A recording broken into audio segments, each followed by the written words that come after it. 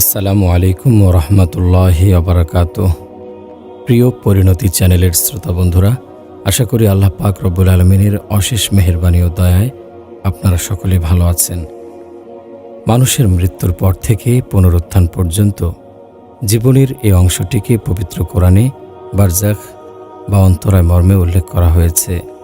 আল্লাহ তাআলা বলেন, ওমি ওয়ারাইহিম বারজাখুন ইলা ইয়াউমি ইউবআসুন। তাদের সামনে বারজাখ পর্দা রয়েছে পুনরুত্থান দিবস পর্যন্ত।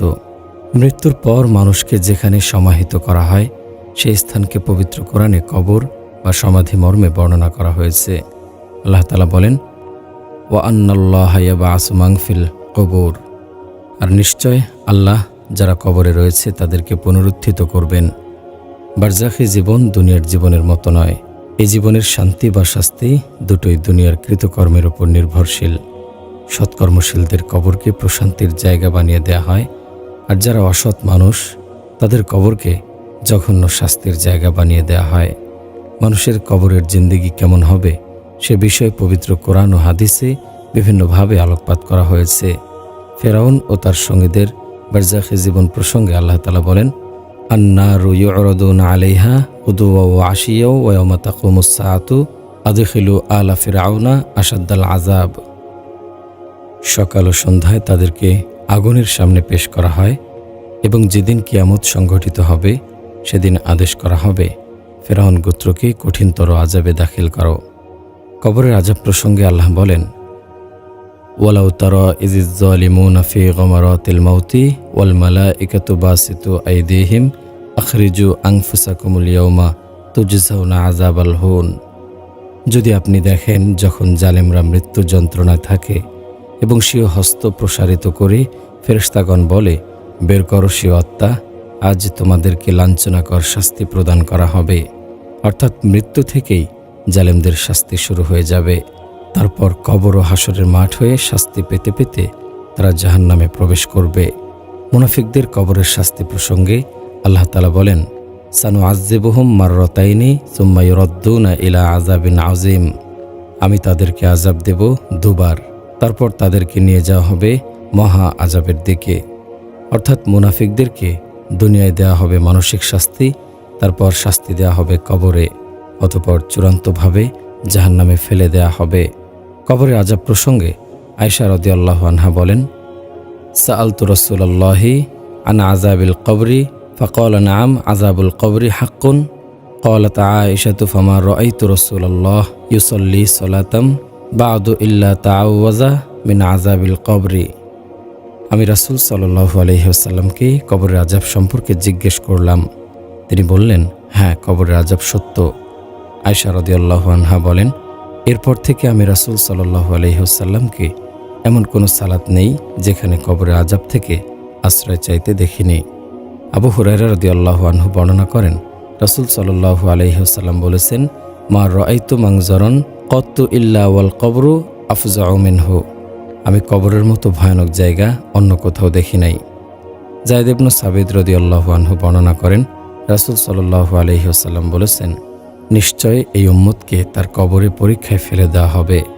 যদি তোমরা পরস্পর দাফন না করার আশঙ্কা করতাম, আমি আল্লাহর কাছে দোয়া করতাম আমি যেমনইভাবে কবরে আযাব শুনি তিনি যেন তা তোমাদেরকেও শোনান। আসমা বিনতু আবু বকর রাদিয়াল্লাহু আনহু বর্ণনা করেন, রাসূল সাল্লাল্লাহু আলাইহি ওয়াসাল্লাম বলেছেন, আমার নিকট ওহী অবতীর্ণ করা হয়েছে, তোমরা কবরে দাজ্জালের ফিতনার ন্যায় বা তার কাছাকাছি ফিতনার সম্মুখীন হবে। আসমা বিনতু আবু বকর রাদিয়াল্লাহু আনহু আরও বলেন, রাসূল সাল্লাল্লাহু আলাইহি ওয়াসাল্লাম খুতবা দিতে দাঁড়ালেন। তারপর কবরের ফিতনা যার মধ্যে ব্যক্তি পতিত হবে তা নিয়ে আলোচনা করলেন। আর এতেই মুসলমানেরা চিৎকার দিয়ে কাঁদতে শুরু করল। তাদের কান্নার কারণে আমি রাসূল সাল্লাল্লাহু আলাইহি ওয়াসাল্লামের কথা আর বুঝতে পারিনি। আবু সাঈদ খুদরি রাদিয়াল্লাহু আনহু বর্ণনা করেন, রাসূল সাল্লাল্লাহু আলাইহি ওয়াসাল্লাম বলেছেন, কবর হবে হয়তো আগুনের গর্তসমূহের একটি গর্ত অথবা জান্নাতের বাগানসমূহের একটি বাগান।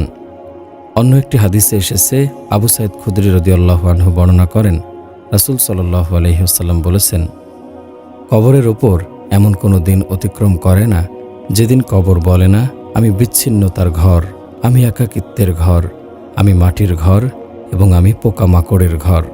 কোনো ব্যক্তির কবর কেমন হবে তা বোঝার জন্য মৃত্যুবরণ করার প্রয়োজন নেই, বরং ব্যক্তির আমলে জিন্দেগি বলে দেবে তার কবরের অবস্থা কি হবে। উত্তম আমলকারী কোনো ভালো মানুষকে আল্লাহ তাআলা কবরে শাস্তি দেবেন এটা হতে পারে না। আল্লাহ তাআলা বলেন, ওয়ালা ইজলামুনা ফাতিলা, বস্তুত তাদের উপর সুতা পরিমাণ জুলুমও করা হবে না। ওয়ালা ইজলামুনা নাকিরা, এবং তাদের উপর তিল পরিমাণ জুলুমও করা হবে না। আবার কেউ শিরক কুফর করে সীমালঙ্ঘনের জীবনযাপন করবে, গুনাহকে পরোয়া করবে না, জুলুম অত্যাচার করে পৃথিবীকে বসবাসের অনুপযোগী করে তুলবে, এমন চরিত্রের মানুষ কবরে প্রশান্তিতে থাকবে এটাও হতে পারে না। বরং যার আমল যেমন তার কবর হবে তেমন। কবর দেখে ওসমান রাদিয়াল্লাহু আনহু এর কান্না করা প্রসঙ্গে তার মুক্তিপ্রাপ্ত দাস হানি ইবনু উরওয়াহ রাদিয়াল্লাহু আনহু বর্ণনা করেন, ওসমান ইবনু আফফান রাদিয়াল্লাহু আনহু যখন কোনো কবরের কাছে দাঁড়াতেন তিনি কান্না শুরু করতেন, এমনকি কেঁদে তার দাড়ি ভিজিয়ে ফেলতেন। তাকে বলা হলো, আপনি জান্নাত জাহান্নামের আলোচনা করেন কিন্তু এভাবে কাঁদেন না, অথচ কবর দেখলে কাঁদেন। তিনি বললেন, আমি রাসূল সাল্লাল্লাহু আলাইহি ওয়াসাল্লামকে বলতে শুনেছি, কবর হলো আখিরাতের ঘাঁটিসমূহের প্রথম ঘাঁটি। এখানে যে মুক্তি পাবে তৎপরবর্তী সব ঘাঁটি অধিকতর সহজ হয়ে যাবে, আর এখানে যে মুক্তি পাবে না পরবর্তী ঘাঁটিগুলো আরও কঠিনতর হবে। কবরের নতুন জীবন কখন শুরু হবে? মানুষকে কবরস্থ করার পর খুব অল্প সময়ের ব্যবধানে কবরে ফেরেশতা আগমন করে। ফেরেশতা এসেই তাকে শোয়া থেকে তুলে দেয়। তখন মৃত ব্যক্তি তাকে কবরস্থ করা মানুষগুলোর চলে যাওয়ার জুতার শব্দ শুনতে পায়। এ প্রসঙ্গে আনাস ইবনু মালিক রাদিয়াল্লাহু আনহু বর্ণনা করেন, রাসূল সাল্লাল্লাহু আলাইহি ওয়াসাল্লাম বলেছেন, ইন্নাল আবদা ইযা উদিআ ফি কবরিহি ওয়া তাওয়াল্লা আনহু আসহাবুহু ইন্নাহু লা ইয়াসমাউ করআ নিআলিহিম, নিশ্চয় বান্দাকে যখন কবরস্থ করা হয় এবং তার আপনজন তার কবর থেকে চলে যেতে থাকে তখনই তাকে শোয়া থেকে তুলে দেয়া হয়। নিশ্চয় সে তাদের জুতার আওয়াজ, প্রস্থানের শব্দ শুনতে পায়। কবরে সর্বপ্রথম আগমনকারী ফেরেশতার নাম মুনকার ও নাকির। মুনকার শব্দের অর্থ অপরিচিত আর নাকির শব্দের অর্থ অস্বীকৃতি। তাদের অদ্ভুত চেহারা ও ভীতিকর অবয়বের কারণে এইরূপ নাম দেয়া হয়েছে। তারা উভয়ই মৃত ব্যক্তির নিকট খুবই অপরিচিত ও ভীতিকর হবে। তাদের দেহ হবে কালো এবং চোখ হবে নীল। তাদের আকৃতি বর্ণনা প্রসঙ্গে আবু হুরায়রা রাদিয়াল্লাহু আনহু বর্ণনা করেন, রাসূল সাল্লাল্লাহু আলাইহি ওয়াসাল্লাম বলেছেন, ইযা কুবিরাল মাইয়িতু আতাহু মালাকানি আসওয়াদানি আজরাকানি ইউকালু লিআহাদিহিমাল মুনকারু ওয়াল আখরুন নাকিরু। মৃত ব্যক্তিকে যখন কবরের মধ্যে রাখা হয় তখন তার নিকট কালো বর্ণের নীল চোখ বিশিষ্ট দুজন ফেরেশতা আগমন করে। তাদের একজনকে মুনকার ও অন্যজনকে নাকির বলা হয়। অন্য একটি হাদিসে এসেছে, আবু হুরায়রা রাদিয়াল্লাহু আনহু বর্ণনা করেন, রাসূল সাল্লাল্লাহু আলাইহি ওয়াসাল্লাম বলেছেন, তার নিকট মুনকার ও নাকির আগমন করবে। তাদের চোখসমূহ হলো তামার ডেগের ন্যায়, দাঁতসমূহ গাভীর শিংয়ের ন্যায়, কণ্ঠস্বর মেঘের গর্জনের ন্যায়। মৃত ব্যক্তিকে দাফনের পর করণীয়, কোনো ব্যক্তির জানাজার নামাজ শেষ করার পর তাড়াহুড়ো করে চলে না গিয়ে তার দাফন কার্যে অংশগ্রহণ করা বড়ই সওয়াবের কাজ। হাদিসে এসেছে, সাওবান রাদিয়াল্লাহু আনহু বর্ণনা করেন, রাসূল সাল্লাল্লাহু আলাইহি ওয়াসাল্লাম বলেছেন, মান সাল্লা আলা জানাজাতিন ফালাহু কিরাতুন ফাইন শাহিদা দাফনাতাহা ফালাহু কিরাতানি কিরাতু মিসলু উহুদিন। যে ব্যক্তি জানাজার নামাজ আদায় করল তার জন্য এক কিরাত সওয়াব রয়েছে, আর যদি লাশের দাফন কাজে শরীক থাকে তার জন্য 2 কিরাত সওয়াব রয়েছে। কিরাত অর্থ হল উহুদ পাহাড়ের সমপরিমাণ। সালাতুল জানাজার পর রাসূল সাল্লাল্লাহু আলাইহি ওয়াসাল্লাম সাধারণত লাশ দাফন না করে চলে যেতেন না, বরং দাফন কার্যে অংশগ্রহণ করতেন। দাফন করার পর তিনি যা করতেন সে বিষয়ে হাদিসে এসেছে। ওসমান ইবনু আফফান রাদিয়াল্লাহু আনহু বর্ণনা করেন, রাসূল সাল্লাল্লাহু আলাইহি ওয়াসাল্লাম মৃত ব্যক্তিকে দাফন করার পর তার কবরের কাছে কিছুক্ষণ দাঁড়াতেন এবং সাহাবায়ে কেরামকে বলতেন, তোমরা তোমাদের ভাইয়ের জন্য আল্লাহর কাছে ক্ষমা প্রার্থনা করো এবং তার ঈমানের অবিচলতার জন্য দোয়া করো, কারণ তাকে এখনই প্রশ্ন করা হবে। উল্লেখিত হাদিস দ্বারা বোঝা যায় রাসূল সাল্লাল্লাহু আলাইহি ওয়াসাল্লামের লাশ দাফন করার পর তার সওয়াল জবাব সহজ হওয়ার জন্য আল্লাহর কাছে দোয়া করা। অথচ কোনো কোনো এলাকায় দেখা যায় সালাতুল জানাজার পর দাফন করার পূর্বে মৃতের জন্য দোয়া করা হয়। এতে সুন্নাহর লঙ্ঘন তো হয়ই, সাথে সাথে দোয়ার পর যারা দাফন পর্যন্ত অপেক্ষা না করে চলে যায় তাদেরকেও এক কেরাত সওয়াব থেকেও বঞ্চিত করা হয়। তবে আব্দুর রহমান ইবনু শামসা রহমতুল্লাহ বর্ণনা করেন, আমর ইবনু আশ রাদিয়াল্লাহু আনহু যখন মুমূর্ষ অবস্থায়, তখন আমরা তার কাছে উপস্থিত ছিলাম। তিনি আমাদেরকে বলেন, আমি মৃত্যুবরণ করলে একটি উট জবেহ করে তার গোশত বন্টন করতে যতটুকু সময় লাগে ততটুকু সময় আমার কবরের পাশে তোমরা অপেক্ষা করবে, যেন তোমাদের মাধ্যমে আমার নিঃসঙ্গতা দূর হয় এবং আমি আমার রবের ফেরেশতাদের প্রশ্নের জবাব দিতে পারি। ইমাম নববী রহমতুল্লাহি আলাইহি তার কিতাবুল আজকারে উল্লেখ করেছেন, নিশ্চয় ইবনু ওমর রাদিয়াল্লাহু আনহু দাফনের পর কবরের পাশে সূরা বাকারার প্রথম ও শেষ অংশ তেলাওয়াত করাকে পছন্দ করতেন। ইবনু বাস ও ইবনু উসাইমিন সহ একদল আলিম বলেন, রাসূল সাল্লাল্লাহু আলাইহি ওয়াসাল্লাম নিজে কখনো মৃত ব্যক্তির কবরের পাশে পবিত্র কোরআন তেলাওয়াত করেননি এবং সাহাবাগণ রাদিয়াল্লাহু আনহুকেও কবরের পাশে পবিত্র কোরআন তেলাওয়াত করতে বলেননি। তাই দাফনের পর মৃত ব্যক্তির জন্য ইস্তেগফার ও দোয়া করাই সুন্নাত। কোনো কোনো এলাকায় মৃত ব্যক্তিকে দাফন করার পর কবরের উপর খেজুরের ডাল পুঁতে দিতে দেখা যায় এবং এটাকে সুন্নাহ মনে করা হয়। প্রমাণ হিসেবে রাসূল সাল্লাল্লাহু আলাইহি ওয়াসাল্লাম দুটি নতুন কবরের উপরে খেজুরের ডাল পুঁতে দিয়েছেন মর্মে সহিহ বুখারীতে বর্ণিত একটি হাদিস উল্লেখ করা হয়। অথচ রাসূল সাল্লাল্লাহু আলাইহি ওয়াসাল্লাম নবুয়তের জিন্দেগিতে শত শত সাহাবীকে কবরস্থ করেছেন। এ দুটি কবর ব্যতীত অন্য কোনো কবরে তিনি খেজুরের ডাল পুঁতে দেননি। তাহলে কোন কর্মটি সুন্নাহ হিসেবে সাব্যস্ত হবে? দুটি কবরের খেজুরের ডাল পুঁতে দেয়া নাকি শত শত কবরে খেজুরের ডাল পুঁতে না দেয়া? রাসূল সাল্লাল্লাহু আলাইহি ওয়াসাল্লাম থেকে হঠাৎ সংঘটিত কোনো কর্মকে সুন্নাহ বলা যাবে না, বরং তিনি নিয়মিত যা করতেন সেটাই সুন্নাহ হিসেবে সাব্যস্ত হবে। তাই কবরের উপর খেজুরের ডাল পুঁতে দেয়া সুন্নাহ নয়। কবরের প্রথম প্রশ্নই হবে নামাজ প্রসঙ্গে। কবরের প্রশ্নগুলো দু পর্বে বিভক্ত হবে, 1 মনস্তাত্ত্বিক, 2 মৌখিক। মনস্তাত্ত্বিক প্রশ্নটি আল্লাহর পক্ষ থেকে করা হবে আর সেটি হবে নামাজ প্রসঙ্গে। দ্বিতীয় পর্বের প্রশ্নগুলো হবে মৌখিক আর সেগুলো ফেরেশতার মাধ্যমে করা হবে। কবরস্থ ব্যক্তি যখন মনস্তাত্ত্বিক প্রশ্নের উত্তরটি যথাযথভাবে দিতে সক্ষম হবে, ফেরেশতাদের করা মৌখিক প্রশ্নের জবাব দেওয়ার ব্যবস্থা আল্লাহ তাআলা নিজেই করে দেবেন। পবিত্র কোরআনে আল্লাহ বলেছেন, ইউসাব্বিতুল্লাহুল্লাযীনা আমানু বিল কওলিস সাবিতি ফিল হায়াতিদ দুনিয়া ওয়া ফিল আখিরাহ। আল্লাহ ঈমানদারদেরকে মজবুত বাক্য ঈমান দ্বারা দৃঢ় করে দেন পার্থিব জীবনে এবং পরকালে কবরে।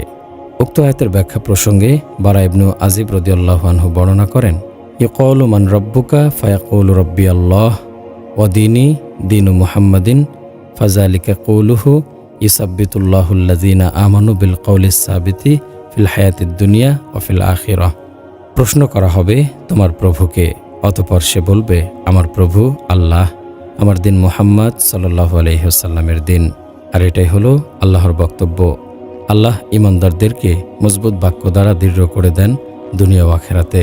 প্রথম পর্বের মনস্তাত্ত্বিক প্রশ্ন কি সে প্রসঙ্গে হাদিসে এসেছে, জাবির ইবনু আবদুল্লাহ রাদিয়াল্লাহু আনহু বর্ণনা করেন, রাসূল সাল্লাল্লাহু আলাইহি ওয়াসাল্লাম বলেছেন, ইযা দাখালাল মাইয়িতুল কবরা মুসসিলাত লাহুশ শামসু ইনদা গুরুবিহা ফায়াজলিসু ইয়ামসাহু আইনাইহি ওয়া ইয়াকুলু দাউনি উসাল্লি। মৃত ব্যক্তি যখন কবরে প্রবেশ করে সূর্যকে অস্তগামী অবস্থায় তার সামনে উপস্থিত করা হয়, তখন সে বলে এবং চোখ মুছতে থাকে আর বলে আমাকে নামাজ পড়তে দাও। অর্থাৎ ফেরেশতাদ্বয় যখন মৃত ব্যক্তিকে শোয়া থেকে তুলে বসিয়ে দেন তখন সে বসে দেখতে পাবে সূর্য অস্তগামী। আল্লাহ তাআলা সূর্যকে অস্তগামী অবস্থায় হাজির করে তাকে মনস্তাত্ত্বিক পরীক্ষায় ফেলে দেবেন। তিনি দেখতে চান সে কি করে। যদি লোকটি নামাজি হয় তার মনে পড়ে যাবে আসরের নামাজ তো পড়া হয়নি, তখন সে ফেরেশতাদের সাথে কোনো কথা না বলে বরং বলবে আমাকে নামাজ পড়তে দিন। তখনও সে বুঝতে পারবে না সে কবরে রয়েছে, আর এই অভিব্যক্তি দ্বারা প্রমাণিত হবে সে দুনিয়ায় নামাজি ছিল। আর আল্লাহ তাআলা এইরকম অভিব্যক্তি মৃত ব্যক্তি থেকে কামনা করেন। কবরের প্রশ্ন 3টি নাকি 4টি?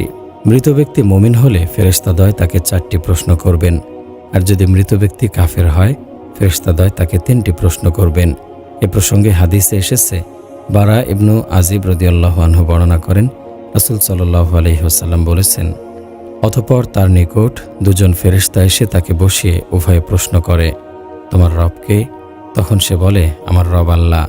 তারা উভয়ে তাকে প্রশ্ন করে, তোমার দিন কি? সে বলে, আমার দিন হলো ইসলাম। তারা প্রশ্ন করে, এই লোকটি তোমাদের মধ্যে প্রেরিত হয়েছিল, তিনি কে? সে বলে, তিনি আল্লাহর রাসূল। তারা তাকে প্রশ্ন করে, তুমি কি করে এসব জানতে পারলে? সে বলে, আমি আল্লাহর কিতাব পড়েছি এবং তার প্রতি ঈমান এনেছি এবং তা সত্য বলে স্বীকার করেছি। তিনি বলেন, অতঃপর আকাশ থেকে একজন ঘোষক ঘোষণা করবেন, আমার বান্দা যথাযথ বলেছে, সুতরাং তার জন্য কবরে জান্নাতের একটি বিছানা বিছিয়ে দাও এবং তাকে জান্নাতের পোশাক পরিয়ে দাও। এছাড়া তার জন্য জান্নাতের দিকে একটি দরজা খুলে দাও। তিনি বলেন, এবার তার দিকে জান্নাতের স্নিগ্ধকর হাওয়া এবং সুগন্ধি বহমান হয়ে যাবে। তার কবরকে তার দৃষ্টিসীমা পর্যন্ত প্রশস্ত করা হবে। অতঃপর তিনি কাফেরদের মৃত্যু প্রসঙ্গে বলেন, তার রূহকে তার শরীরে ফিরিয়ে আনা হয় এবং দুজন ফেরেশতা তাকে বসিয়ে দেয় এবং প্রশ্ন করে, তোমার রব কে? সে বলে, হায় হায়, আমি কিছুই জানি না। তারপর তারা আবার প্রশ্ন করে, তোমার দিন কি? সে বলে, হায় হায়, আমি কিছুই জানি না। তারা আবার প্রশ্ন করে, এ লোকটি তোমাদের মধ্যে প্রেরিত হয়েছিল, তিনি কে? সে বলে, হায় হায়, আমি তো কিছুই জানি না। তখন আকাশ থেকে একজন ঘোষণাকারী ঘোষণা করেন, সে মিথ্যা বলছে, সুতরাং তার জন্য জাহান্নামের একটি বিছানা বিছিয়ে দাও এবং তাকে জাহান্নামের পোশাক পরিয়ে দাও আর তার জন্য জাহান্নামের দিকে দরজা খুলে দাও। তিনি বলেন, অতঃপর তার দিকে জাহান্নামের উত্তপ্ত বাতাস আসতে থাকে। এছাড়া তার জন্য তার কবরকে সংকীর্ণ করে দেওয়া হয়, ফলে তার একদিকের পাঁজরের হাড্ডি অপর দিকের পাঁজরের ভিতর ঢুকে যায়। অতঃপর তার জন্য একজন অন্ধ ও বধির, অন্য বর্ণনায় এসেছে, বোবা ফেরেশতাকে নিযুক্ত করা হবে, যার সঙ্গে একটি লোহার হাতুড়ি থাকবে। যদি এর দ্বারা কোনো পাহাড়কে আঘাত করা হয় তাহলে তা ধুলায় পরিণত হয়ে যাবে। তারপর সে তাকে তা দিয়ে সজোরে আঘাত করতে থাকবে। এতে সে বিকট শব্দে চিৎকার দিতে থাকবে, যার আওয়াজ মানুষ ও জিন ব্যতীত পূর্ব থেকে পশ্চিম পর্যন্ত সকল মাখলুক শুনতে পারে। আঘাতের ফলে সে মাটিতে মিশে যাবে। অতঃপর তার দেহে আবার রূহ ফিরিয়ে দেওয়া হবে। এভাবে শাস্তি অব্যাহত থাকবে। আনাস ইবনে মালিক রাদিয়াল্লাহু আনহু বর্ণনা করেন, রাসূল সাল্লাল্লাহু আলাইহি ওয়াসাল্লাম বলেছেন, তার নিকট দুজন ফেরেশতা আগমন করে এবং তাকে বসিয়ে দেয়। অতঃপর তারা তাকে প্রশ্ন করে, এই যে মুহাম্মদ সাল্লাল্লাহু আলাইহি ওয়াসাল্লাম, তার সম্পর্কে তুমি কি বলতে? তখন সে মুমিন বলবে, আমি সাক্ষ্য দিচ্ছি, নিশ্চয়ই তিনি আল্লাহর বান্দা ও রাসূল। তখন তাকে বলা হবে, জাহান্নামে তোমার অবস্থানের জায়গাটি দেখে নাও, যার পরিবর্তে আল্লাহ তোমার জন্য জান্নাতে একটি স্থান নির্ধারণ করেছেন। তখন সে দুটো স্থান একসঙ্গে দেখতে পাবে। আর যে ব্যক্তি কাফের বা মুনাফিক, সে বলবে, আমি জানি না, অন্য লোকেরা যা বলতো আমিও তা বলতাম। তখন তার দোকানের মাঝখানে লোহার মুগুর দিয়ে সজোরে আঘাত করা হবে, যার কারণে সে এমন জোরে চিৎকার করে উঠবে, যার আওয়াজ যেন মানুষ ব্যতীত আশপাশের সবাই শুনবে। কবরবাসীকে জান্নাত ও জাহান্নাম দেখানো হবে।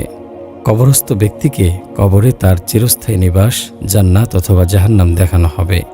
এ প্রসঙ্গে আব্দুল্লাহ ইবনে ওমর রাদিয়াল্লাহু আনহু বর্ণনা করেন, রাসূল সাল্লাল্লাহু আলাইহি ওয়াসাল্লাম বলেছেন, তোমাদের কেউ মৃত্যুবরণ করলে অবশ্যই তার সামনে সকাল সন্ধ্যায় তার আবাসস্থল উপস্থাপন করা হয়। যদি সে জান্নাতি হয় তবে আবাসস্থল জান্নাতীদের মধ্যে দেখানো হয়, আর যদি সে জাহান্নামী হয় তাকে জাহান্নামীদের মধ্যে দেখানো হয়। অতঃপর তাকে বলা হয়, এটাই তোমার আবাসস্থল, কিয়ামতের দিন এখানে তোমাকে পাঠানো হবে। আবু হুরায়রা রাদিয়াল্লাহু আনহু বর্ণনা করেন, রাসূল সাল্লাল্লাহু আলাইহি ওয়াসাল্লাম বলেছেন, মৃত ব্যক্তিকে কবরে রাখা হলে সে যদি সৎকর্মপরায়ণ হয় তাহলে তাকে ভীতিশূন্য ও দুশ্চিন্তামুক্ত অবস্থায় কবরে বসানো হয়। অতঃপর তাকে জিজ্ঞেস করা হয়, তুমি কিসের অনুসারী ছিলে? সে বলবে, আমি ইসলামের অনুসারী ছিলাম। তাকে জিজ্ঞেস করা হবে, এই ব্যক্তিকে? সে বলবে, আল্লাহর রাসূল মুহাম্মদ। তিনি আল্লাহর পক্ষ থেকে সুস্পষ্ট দলিল প্রমাণসহ আমাদের নিকট এসেছিলেন এবং আমরা তাকে সত্য নবী বলে স্বীকার করেছি। অতঃপর তাকে জিজ্ঞেস করা হবে, তুমি কি আল্লাহকে দেখেছিলে? সে বলবে, আল্লাহকে দেখা কারো পক্ষে সম্ভব নয়। অতঃপর তার জন্য জাহান্নামের দিকে একটি সুড়ঙ্গ পথ খুলে দেওয়া হবে। সে সেদিকে তাকিয়ে দেখতে পাবে তার এক অংশ অপর অংশকে গ্রাস করছে। তাকে বলা হবে, দেখে নাও, আল্লাহ যা থেকে তোমাকে রক্ষা করেছেন। তারপর তার জন্য জান্নাতের দিকে একটি সুড়ঙ্গ পথ খুলে দেওয়া হবে। সে তথাকার পুষ্প উদ্যান ও অন্যান্য সব কিছু দেখতে পাবে। তাকে বলা হবে, এই হলো তোমার চিরস্থায়ী আবাসস্থল। তাকে আরও বলা হবে, তুমি ঈমানের উপর প্রতিষ্ঠিত ছিলে, ঈমানসহ মৃত্যুবরণ করেছিলে এবং ইনশাআল্লাহ ঈমানসহ হাসরের ময়দানে উত্থিত হবে। পক্ষান্তরে দুষ্কর্মপরায়ণ লোককে ভীতিকর ও দুশ্চিন্তাগ্রস্ত অবস্থায় উঠিয়ে তার কবরে বসানো হবে। তাকে জিজ্ঞেস করা হবে, তুমি কিসের অনুসারী ছিলে? সে বলবে, আমি জানি না। তাকে জিজ্ঞেস করা হবে, এই ব্যক্তিকে? সে বলবে, আমি লোকজনকে যা বলতে শুনেছি আমিও তাই বলেছি। অতঃপর তার জন্য জান্নাতের দিকে একটি সুড়ঙ্গ পথ খুলে দেওয়া হবে। সে সেদিকে তাকিয়ে তথাকার পুষ্প উদ্যান ও অন্যান্য সবকিছু দেখতে পাবে। তাকে বলা হবে, দেখো যা থেকে আল্লাহ তোমাকে বঞ্চিত করেছেন। তারপর তার জন্য জাহান্নামের দিকে একটি সুড়ঙ্গ পথ খুলে দেওয়া হবে। সে সেদিকে তাকিয়ে দেখতে পাবে জাহান্নামের এক অংশ অপর অংশকে গ্রাস করছে। অতঃপর তাকে বলা হবে, এটা তোমার স্থায়ী আবাসস্থল। তুমি সংশয়ের ওপর প্রতিষ্ঠিত ছিলে, সংশয়ী অবস্থায় মৃত্যুবরণ করেছিলে এবং আল্লাহর মর্জি মোতাবেক তোমাকে সংশয়ী অবস্থায় ওঠানো হবে। ঈমানদারদের কবরের মনোমুগ্ধকর পরিবেশ। ঈমানদারগণকে তাদের মৃত্যুর সময় মৃত্যুর ফেরেশতা সালাম প্রদান করবে, নাকের কাছে জান্নাতের সুঘ্রাণ ছড়িয়ে দেবে, জান্নাতে প্রবেশের সুসংবাদ প্রদান করে জান কবজ করবে। এ সকল অবস্থা প্রমাণ করে ঈমানদারদের প্রাপ্য মর্যাদার শুভ সূচনা তাদের মৃত্যুর পূর্বক্ষণ থেকে শুরু হয়ে যাবে। সুতরাং মৃত্যুর পর কবরেও সেই সম্মান ও মর্যাদা চলমান থাকবে। এটা একেবারেই স্বাভাবিক।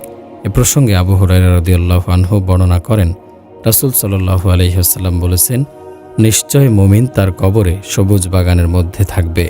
তার কবরকে 70 হাত প্রশস্ত করে দেওয়া হবে আর তা পূর্ণিমার চাঁদের ন্যায় আলোকিত করে দেওয়া হবে।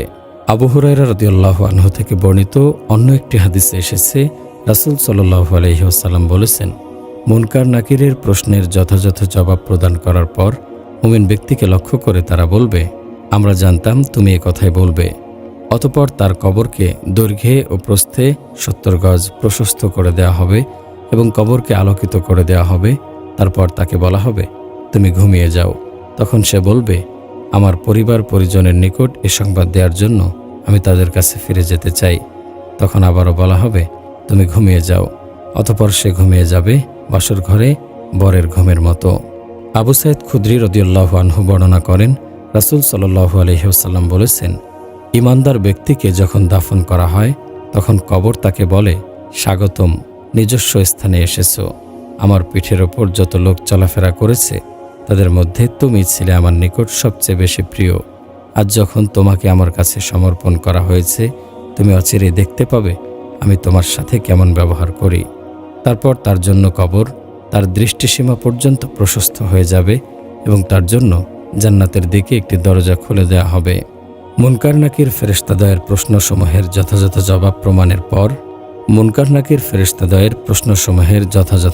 প্রদানের পর কবরের অবস্থা কেমন হবে সে প্রসঙ্গে বারা ইবনু আজিব রাদিয়াল্লাহু আনহু বর্ণনা করেন, রাসূল সাল্লাল্লাহু আলাইহি ওয়াসাল্লাম বলেছেন, অতঃপর আকাশ থেকে একজন ঘোষণাকারী ঘোষণা করবেন, আমার বান্দা যথাযথ বলেছে, সুতরাং তাকে জান্নাতের পোশাক পরিয়ে দাও, জান্নাতের বিছানা বিছিয়ে দাও এবং জান্নাতের দিকে একটি দরজা খুলে দাও।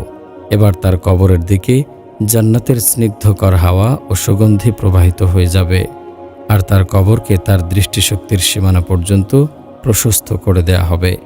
আবু হুরায়রা রাদিয়াল্লাহু আনহু বর্ণিত অন্য একটি হাদিসে এসেছে, রাসূল সাল্লাল্লাহু আলাইহি ওয়াসাল্লাম বলেন, মৃত ব্যক্তিকে যখন কবরে রাখা হবে, যদি সে মুমিন হয় তাহলে নামাজ তার মাথার নিকট থাকে, রোজা তার ডান দিকে থাকে, যাকাত তার বাম দিকে থাকে এবং তার সৎকর্মসমূহ যেমন দান, সাদাকা, আত্মীয়তার সম্পর্ক স্থাপন, সৎ কাজের আদেশ, মানুষের প্রতি ইহসান তার পায়ের নিকট থাকে।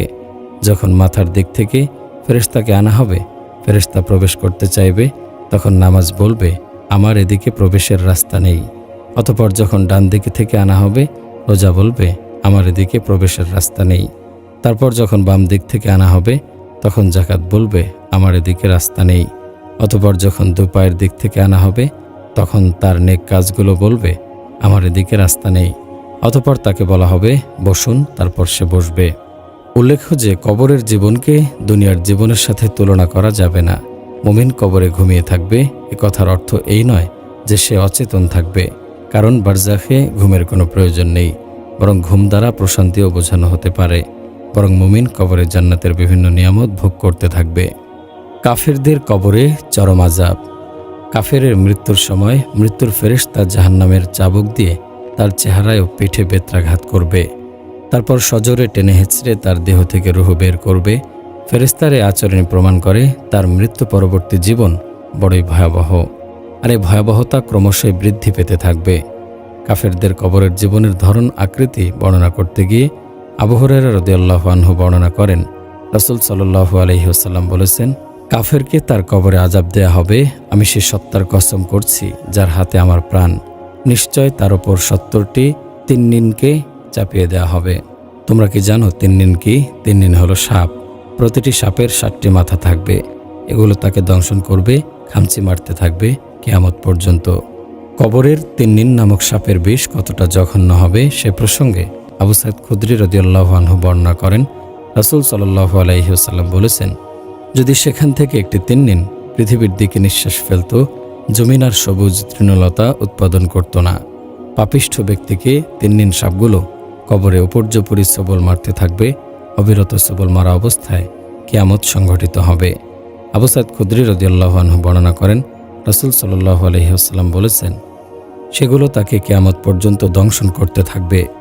বারা ইবনু আজিব রাদিয়াল্লাহু আনহু বর্ণনা করেন, রাসূল সাল্লাল্লাহু আলাইহি ওয়াসাল্লাম কাফেরের কবরে অবস্থা বর্ণনা প্রসঙ্গে বলেন, আকাশ থেকে একজন ঘোষণাকারী ঘোষণা করবেন, তার জন্য আগুনের বিছানা বিছিয়ে দাও, তাকে আগুনের পোশাক পরিয়ে দাও, জাহান্নামের দিকে তার কবরের একটি দরজা খুলে দাও। অতঃপর তার কবরে জাহান্নামের লুহাওয়া ও আগুন আসতে থাকবে। অতঃপর তার কবরকে সংকীর্ণ করে দেয়া হবে, এমনকি তার পাঁজরের হাড়গুলো একটির ভিতর অন্যটি ঢুকে যাবে। কবরস্থ ব্যক্তি আগুনের তৈরি পোশাকের উত্তাপ কিভাবে সহ্য করবে তা ভাবতেই শরীর শিহরিত হয়ে ওঠে। আবু তালেবের শাস্তি হবে সবচেয়ে হালকা, এতেই তার মগজ টকবক করতে থাকবে, তার পায়ে শুধু আগুনের স্যান্ডেল থাকবে। ইবনে আব্বাস রাদিয়াল্লাহু আনহু বর্ণনা করেন, রাসূল সাল্লাল্লাহু আলাইহি ওয়াসাল্লাম বলেছেন, জাহান্নামীদের মধ্যে আবু তালেবের শাস্তি হবে সবচেয়ে হালকা, তাকে আগুনের তৈরি 2টো স্যান্ডেল পরানো হবে, এতেই তার মগজ টকবক করতে থাকবে। আর কবরের মাটি সংকীর্ণ হওয়ার ঘটনাও শুধু একবার ঘটবে না, বরং এটাও চলমান শাস্তি। আবু হুরায়রা রাদিয়াল্লাহু আনহু বর্ণনা করেন, রাসূল সাল্লাল্লাহু আলাইহি ওয়াসাল্লাম বলেছেন, অতঃপর জমিনকে বলা হবে তার উপর সংকীর্ণ হও। অতঃপর জমিন সংকীর্ণ হয়ে যাবে। অতঃপর তার পাঁজরের হাড়গুলো পরস্পর মিলিত হয়ে যাবে। এভাবে শাস্তি চলমান থাকবে যতক্ষণ না তাকে তার কবর থেকে উত্থিত করা হবে। আবু সাঈদ খুদরি রাদিয়াল্লাহু আনহু আরও বর্ণনা করেন, রাসূল সাল্লাল্লাহু আলাইহি ওয়াসাল্লাম বলেছেন, পাপিষ্ঠ বা কাফির ব্যক্তিকে যখন দাফন করা হবে তখন কবর তাকে বলে, তোমার আগমন অশুভ, তোমার জন্য কোনো স্বাগতম নেই। যত লোক আমার ওপর চলাফেরা করেছে, তুমি ছিলে আমার নিকট সবচেয়ে ঘৃণিত। আজ তোমাকে যখন আমার নিকট সুপর্দ করা হয়েছে, তুমি শীঘ্রই দেখবে তোমার সাথে আমার আচরণ কেমন হবে। এই বলে সে সংকুচিত হয়ে যাবে, ফলে তার পাঁজরের হাড়গুলো পরস্পরের মধ্যে ঢুকে যাবে। তখন রাসূল সাল্লাল্লাহু আলাইহি ওয়াসাল্লাম নিজের আঙ্গুলগুলোর একটিকে অপরটির ভিতর ঢুকিয়ে বলেন, এভাবে। সাদ ইবনু মুআজ রাদিয়াল্লাহু আনহুর কবরের ঘটনা। রাসূল সাল্লাল্লাহু আলাইহি ওয়াসাল্লামের প্রখ্যাত সাহাবী সাদ ইবনু মুআজ রাদিয়াল্লাহু আনহুর কবর তাকে চাপ দিতে এসেছিল। রাসূল সাল্লাল্লাহু আলাইহি ওয়াসাল্লামের দোয়ায় তিনি কবরের চাপ থেকে মুক্তি পেয়েছিলেন। জাবির ইবনু আব্দুল্লাহ রাদিয়াল্লাহু আনহু বলেন, আমরা রাসূল সাল্লাল্লাহু আলাইহি ওয়াসাল্লামের সঙ্গে সাদ ইবনু মুআজ রাদিয়াল্লাহু আনহুর নিকট গেলাম। তার মৃত্যুর তারপর রাসূল সাল্লাল্লাহু আলাইহি ওয়াসাল্লাম তার জানাজার নামাজ পড়লেন এবং তাকে তার কবরে রাখা হলো এবং তার কবর সমান করে দেয়া হলো। রাসূল সাল্লাল্লাহু আলাইহি ওয়াসাল্লাম সুবহানাল্লাহ বলতে শুরু করলেন।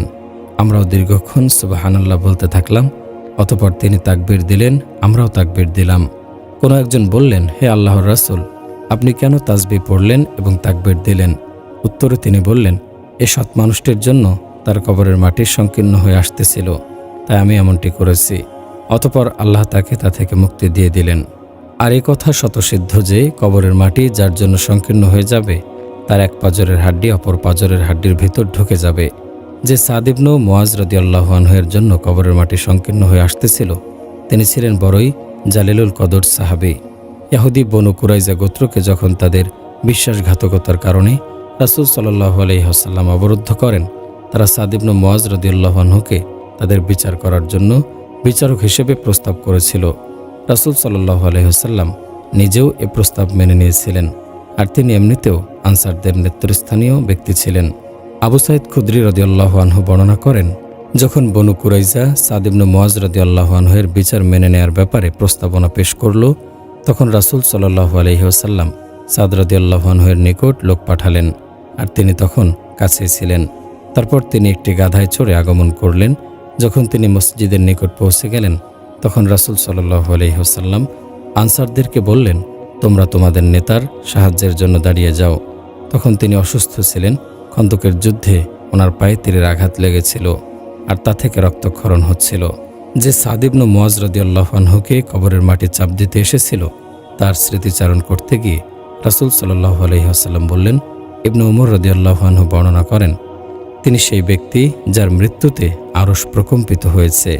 তার জন্য আকাশের দরজাগুলো উন্মুক্ত করা হয়েছিল এবং ৭০,০০০ ফেরেশতা তার জানাজার নামাজে উপস্থিত হয়েছিল।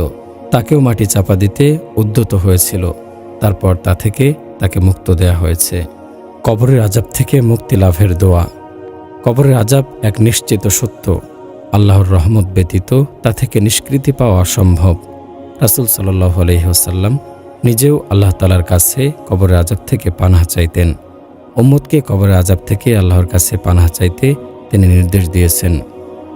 উম্মু খালিদ রাদিয়াল্লাহু আনহু বর্ণনা করেন, আমি রাসূল সাল্লাল্লাহু আলাইহি ওয়াসাল্লামকে কবরের আযাব থেকে আশ্রয় প্রার্থনা করতে শুনেছি। আয়েশা রাদিয়াল্লাহু আনহা বর্ণনা করেছেন, আন্না রাসূলুল্লাহি সাল্লাল্লাহু আলাইহি ওয়াসাল্লাম কানা ইয়াদুউ ফিস সালাতি আল্লাহুম্মা ইন্নী আউযু বিকা মিনাল আযাবিল কবরি ওয়া আউযু বিকা মিন ফিতনাতিল মাহইয়ায়া ওয়াল মামাতি ওয়া আউযু বিকা মিন ফিতনাতিল মাসিহিদ দাজ্জাল। রাসূল সাল্লাল্লাহু আলাইহি ওয়াসাল্লাম নামাজের মধ্যে এভাবে দোয়া করতেন, হে আল্লাহ, আমি আপনার নিকট কবরের আযাব থেকে আশ্রয় চাই। আমি আপনার কাছে আশ্রয় চাই জীবিত মৃতদের ফিতনা থেকে। আমি আপনার কাছে আশ্রয় চাই মাসিহ দাজ্জালের ফিতনা থেকে। বারা ইবনে আজিব রাদিয়াল্লাহু আনহু বর্ণনা করেন, রাসূল সাল্লাল্লাহু আলাইহি ওয়াসাল্লাম বলেছেন, ইস্তাঈযু বিল্লাহি আযাবাল কবরি, তোমরা আল্লাহর কাছে কবরের আযাব থেকে আশ্রয় প্রার্থনা করো। উম্মু খালিদ রাদিয়াল্লাহু আনহা থেকে বর্ণিত রয়েছে যে রাসূল সাল্লাল্লাহু আলাইহি ওয়াসাল্লাম বলেছেন, ইস্তাজিরু বিল্লাহি মিন আযাবিল কবরি ফা ইন্না আযাবাল কবরি হাক্কুন, তোমরা কবরের আযাব থেকে মুক্তি প্রার্থনা করো, নিশ্চয় কবরের আযাব সত্য। কবর কি সকল মৃত ব্যক্তিকে চাপ দিবে? মৃত ব্যক্তির জন্য কবর সংকীর্ণ হয়ে যাওয়া হাদিস দ্বারা প্রমাণিত। তবে কবরের সংকীর্ণ হয়ে যাওয়া কবরস্থ সকল মানুষের জন্য প্রযোজ্য নাকি শুধু পাপাচারীদের জন্য প্রযোজ্য, তা নিয়ে আলিমদের মধ্যে মতভিন্নতা রয়েছে। একদল আলিম বলেন, কবরের সংকীর্ণ হয়ে যাওয়া সকল মুর্দার জন্য প্রযোজ্য। এ সংকীর্ণতা থেকে কেহই রেহাই পাবে না। আব্দুল্লাহ ইবনে উমর রাদিয়াল্লাহু আনহু বর্ণনা করেন, রাসূল সাল্লাল্লাহু আলাইহি ওয়াসাল্লাম বলেছেন, নিশ্চয় কবরের চাপ সকলের জন্য নির্ধারিত রয়েছে। এই চাপ থেকে যদি কেউ মুক্তি পেত, তাহলে সাদ ইবনে মুআজ মুক্তি পেত। আবু আইয়ুব রাদিয়াল্লাহু আনহু বর্ণনা করেন, একটি শিশু বাচ্চাকে দাফন করা হলো। দাফনের পর রাসূল সাল্লাল্লাহু আলাইহি ওয়াসাল্লাম বলেছেন, যদি কবরের চাপ থেকে কেউ মুক্তি পেত, তাহলে এই বাচ্চাটি মুক্তি পেত। এ বিষয়ে ইমাম সৈয়দী রহমতুল্লাহি আলাইহি সুনানুদ নাসাইয়ের হাসিয়াতে উল্লেখ করেন, নেককার মুমিনদেরকে কবর চাপ দেবে, তবে এটা হবে কোমল ও ভালোবাসার চাপ। এতে কোনো কষ্ট বা ব্যথা নেই। আর পাপিষ্ঠ মুমিনদেরকে কবর ক্রোধান্বিত হয়ে কঠোর চাপ দিতে থাকবে তাদের গুনাহ ও বদআমলের আলোকে। ইমাম আয-যাহাবী রহমতুল্লাহি আলাইহি বলেন, মুমিনের জন্য এই চাপ মোটেও কবরের আযাব নয়, বরং এটা মুমিনের জন্য অনুরূপ কষ্টের হবে, যেরূপ কষ্ট দুনিয়ায় তার সন্তান বা প্রিয়জন হারালে পেত। কোনো আলিম বলেন, কবরের চাপ থেকে মুমিনগণ মুক্ত থাকবেন। অনেকগুলো হাদিস এসেছে কবরের সওয়াল জবাবের পর তাদের কবরকে দৃষ্টিসীমার সমপরিমাণ প্রশস্ত করে দেওয়া হবে, বরং কবরের চাপ শুধু কাফির ও পাপিষ্ঠদের জন্য নির্ধারিত। জাহান্নাম বড়ই ভয়ঙ্কর জায়গা। এটি আল্লাহ তাআলার ক্রোধ ও গজবে পরিপূর্ণ একটি স্থান। ওখানে 1 সেকেন্ড অবস্থান করার ক্ষমতা কোনো মানুষের নেই। জাহান্নামে শুধু আগুনের শাস্তি নয়, বরং সেখানে রয়েছে নানা রকমের আযাব, সাপ, বিচ্ছু, বরফ, গরম পানি, রক্ত, পুজ, জাক্কুমের রস ও গাস্সাক ইত্যাদি অকল্পনীয় কঠিন শাস্তি। জাহান্নামের শাস্তি প্রসঙ্গে আল্লাহ তাআলা বলেন, ইন্না জাহান্নামা কানাত মিরসাদা লিত্তাগীনা মাআবা লাবিসিনা ফিহা আহকাবা লা ইয়াযুকুনা ফিহা বারদাও ওয়ালা শারাবা ইল্লা হামিমা ওয়া গাসসাকা জাযাআন ওয়িফাকা। নিশ্চয় জাহান্নাম প্রতীক্ষায় থাকবে সীমালঙ্ঘনকারীদের আশ্রয়স্থল রূপে। তারা সেখানে শতাব্দীর পর শতাব্দী অবস্থান করবে, তথায় তারা শীতল কোনো বস্তু এবং পানীয় আস্বাদন করবে না, তবে ফুটন্ত পানীয় পুজ পান করবে পরিপূর্ণ প্রতিফল হিসেবে। ইন্না আযাবাহা কানা গরামা ইন্নাহা সাআত মুস্তাকাররা ওয়া মুকামা। নিশ্চয় জাহান্নামের শাস্তি ধ্বংসকারী, বসবাস ও আবাসস্থল হিসেবে তা বড়ই নিকৃষ্ট। লাহুম মিন জাহান্নামা মিহাদু ওয়া মিন ফাওকিহিম গাওয়াশিউ ওয়া কাযালিকা নাজজিজ জালিমিন। তাদের জন্য রয়েছে আগুনের বিছানা এবং উপর থেকে আগুনের আচ্ছাদন। আমি এমনিভাবেই জালিমদেরকে প্রতিদান দিয়ে থাকি। ওয়া ইন্না লিত্তাগীনা লাশাররা মাআব জাহান্নামা ইয়াসলাউনাহা ফাবিসাল মিহাদ হাযা ফালইয়াযুকুহু হামিমু ওয়া গাসসাক ওয়া আখারু মিন শাকলিহি আজওয়াজ। নিশ্চয় সীমালঙ্ঘনকারীদের জন্য রয়েছে নিকৃষ্ট ঠিকানা জাহান্নাম। তারা সেখানে প্রবেশ করবে, অতএব তা বড়ই নিকৃষ্ট আবাসস্থল। এটা উত্তপ্ত পানীয় পুজ, অতএব তারা এটা আস্বাদন করুক।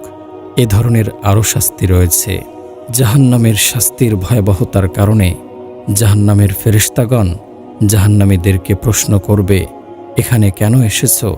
পবিত্র কোরআনে এসেছে, কুল্লামা উলকিয়া ফিহা ফাওয়াজুন সাআলাহুম খাজানাতুহা আলাম ইয়াতিকুম নাযীর ক্বালু বালা ক্বাদ জাআনা নাযীর ফাকাযযাবনা ওয়া কুলনা মা নাযালাল্লাহু মিন শাইইন ইন আনতুম ইল্লা ফি দালালিন কাবীর।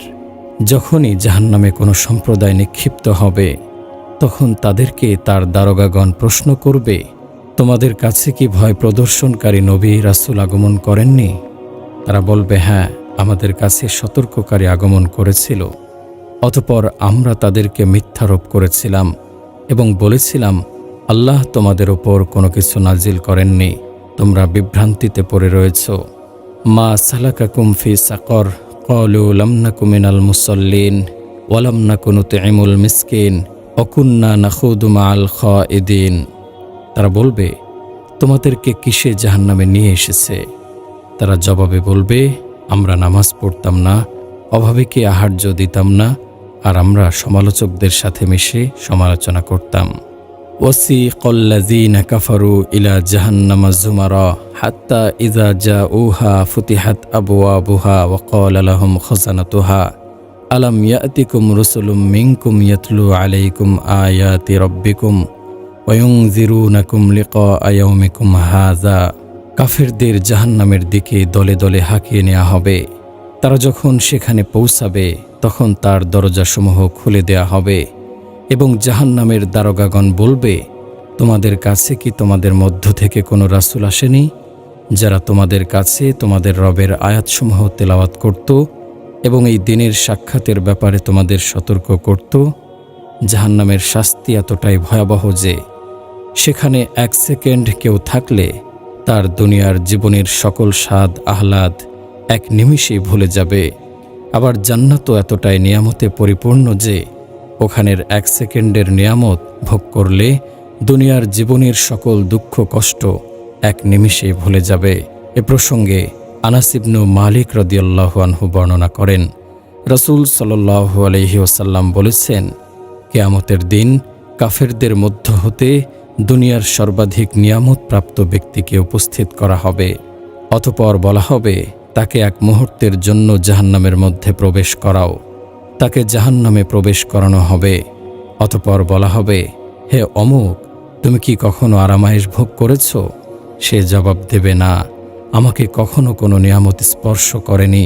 এবং মুমিনের মাঝে দুনিয়ায় সবচেয়ে বেশি দুঃখ কষ্টে ছিল এমন এক ব্যক্তিকে উপস্থিত করা হবে। তারপর বলা হবে, তাকে এক মুহূর্তের জন্য জান্নাতে ঢুকিয়ে দাও। তাকে জান্নাতে ঢোকানো হবে।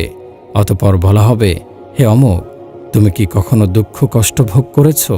সে বলবে, আমাকে কখনো কোনো দুঃখ কষ্ট স্পর্শই করেনি। জাহান্নামের আগুনের রং এবং উষ্ণতা। এ প্রসঙ্গে আবু হুরায়রা রাদিয়াল্লাহু আনহু বর্ণনা করেন, রাসূল সাল্লাল্লাহু আলাইহি ওয়াসাল্লাম বলেছেন, তোমাদের ব্যবহৃত আগুনের উত্তাপ জাহান্নামের আগুনের ৭০ ভাগের ১ ভাগ মাত্র।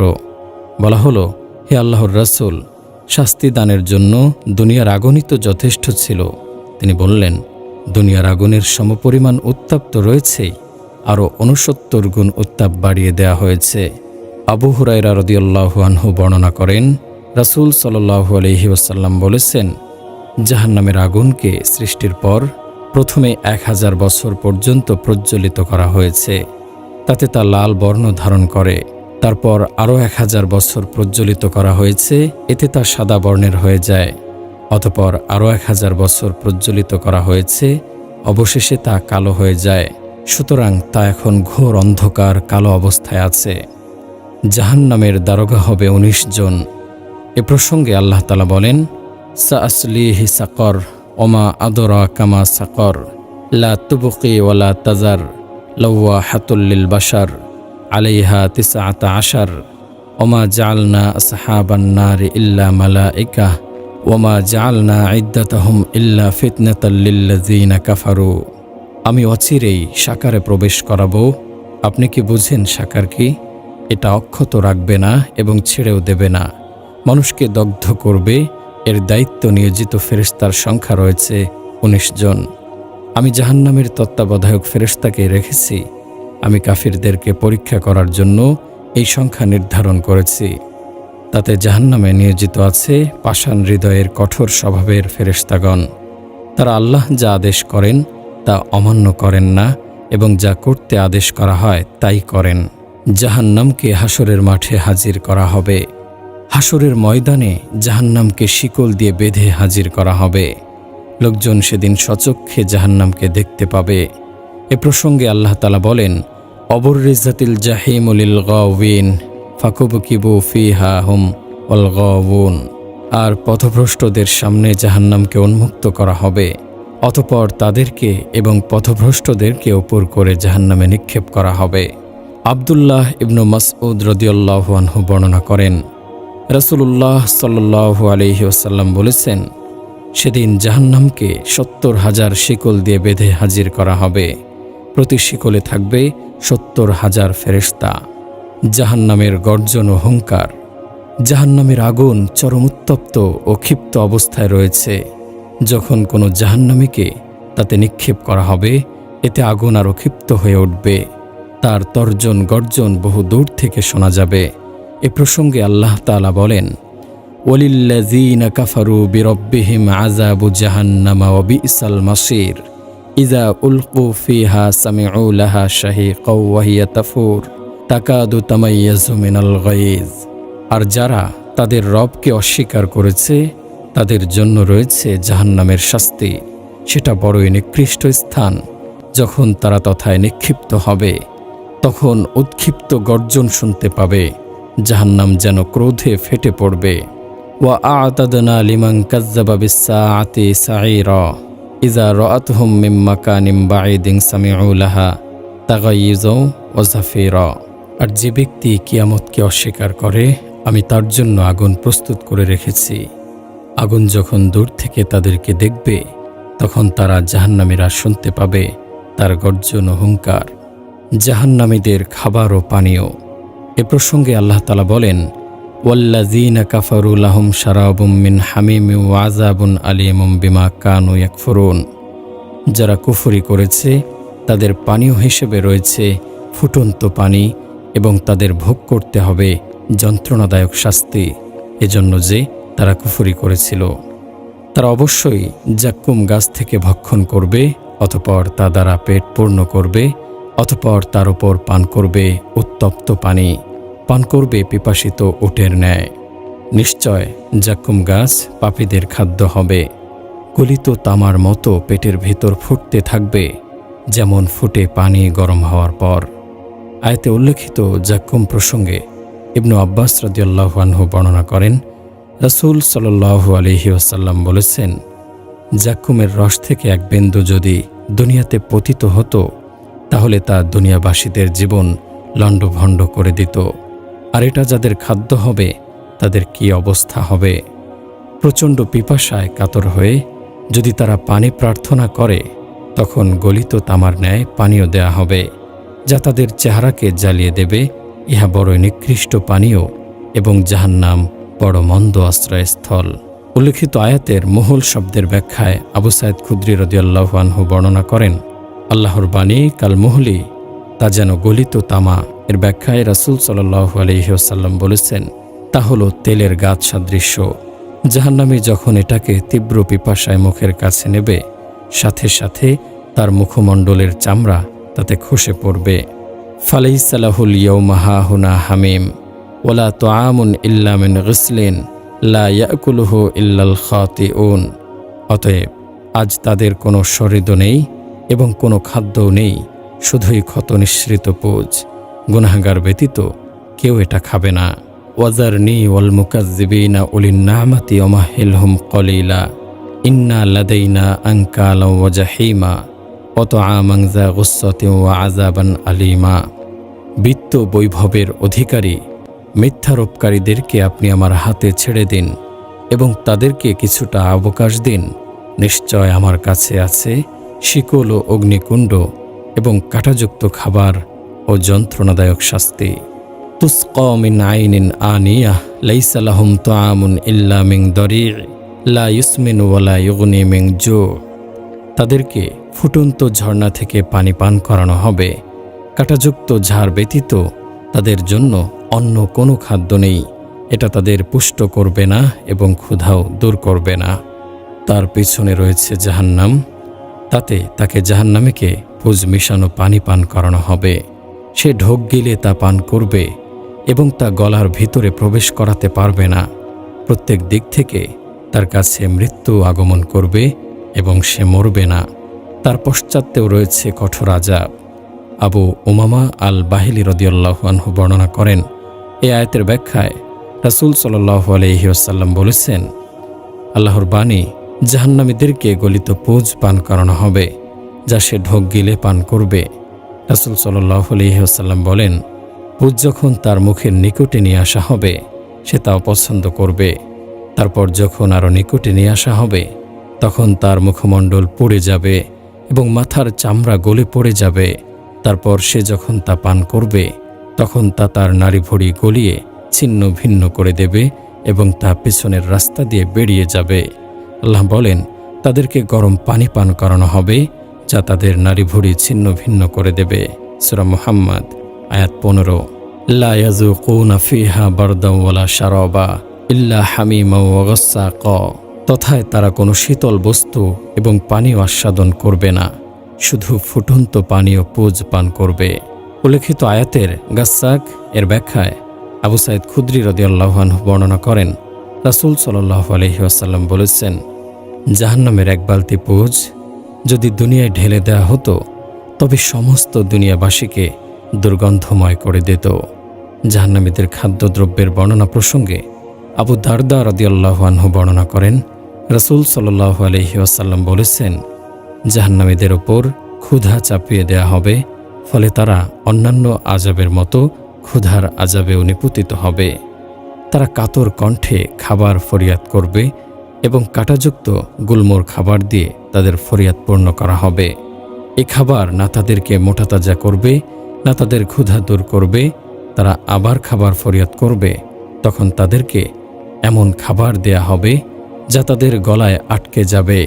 তারা তখন স্মরণ করবে দুনিয়াতে পানি পান করে গলায় আটকানো খাবার বের করার কথা, তাই তারা পানির জন্য ফরিয়াদ জানাবে। তখন তাদেরকে লোহার আংটাযুক্ত গরম পানি দেয়া হবে। এটা তাদের মুখের নিকট নেওয়া মাত্র তাদের মুখমণ্ডল পড়ে যাবে এবং যখন তা তাদের পেটে প্রবেশ করবে, তখন তা তাদের নাড়িভুড়ি গলিয়ে ছিন্ন ভিন্ন করে দেবে। জাহান্নামীদের পোশাক এ প্রসঙ্গে আল্লাহ তাআলা বলেন, ফাল্লাযীনা কাফারু কুতিআত লাহুম সিয়াবুম মিন নার। আর যারা কুফরি করেছে তাদের জন্য আগুনের পোশাক তৈরি করা হয়েছে।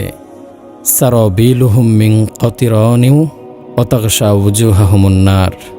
তাদের পোশাক হবে আলকাত্রার তৈরি এবং আগুন তাদের চেহারা ঢেকে ফেলবে। জাহান্নামের শাস্তির নানান রূপ। জাহান্নামে হরেক রকমের শাস্তি রয়েছে, যেগুলোর ধরন ও প্রকৃতি হবে বড়ই ভয়ঙ্কর। জাহান্নামীদেরকে জাহান্নামে নিক্ষেপ করার পূর্বে 70 গজ লম্বা শিকল দিয়ে বাঁধা হবে, যাতে তারা জাহান্নামের আগুনে নড়াচড়াও করতে না পারে।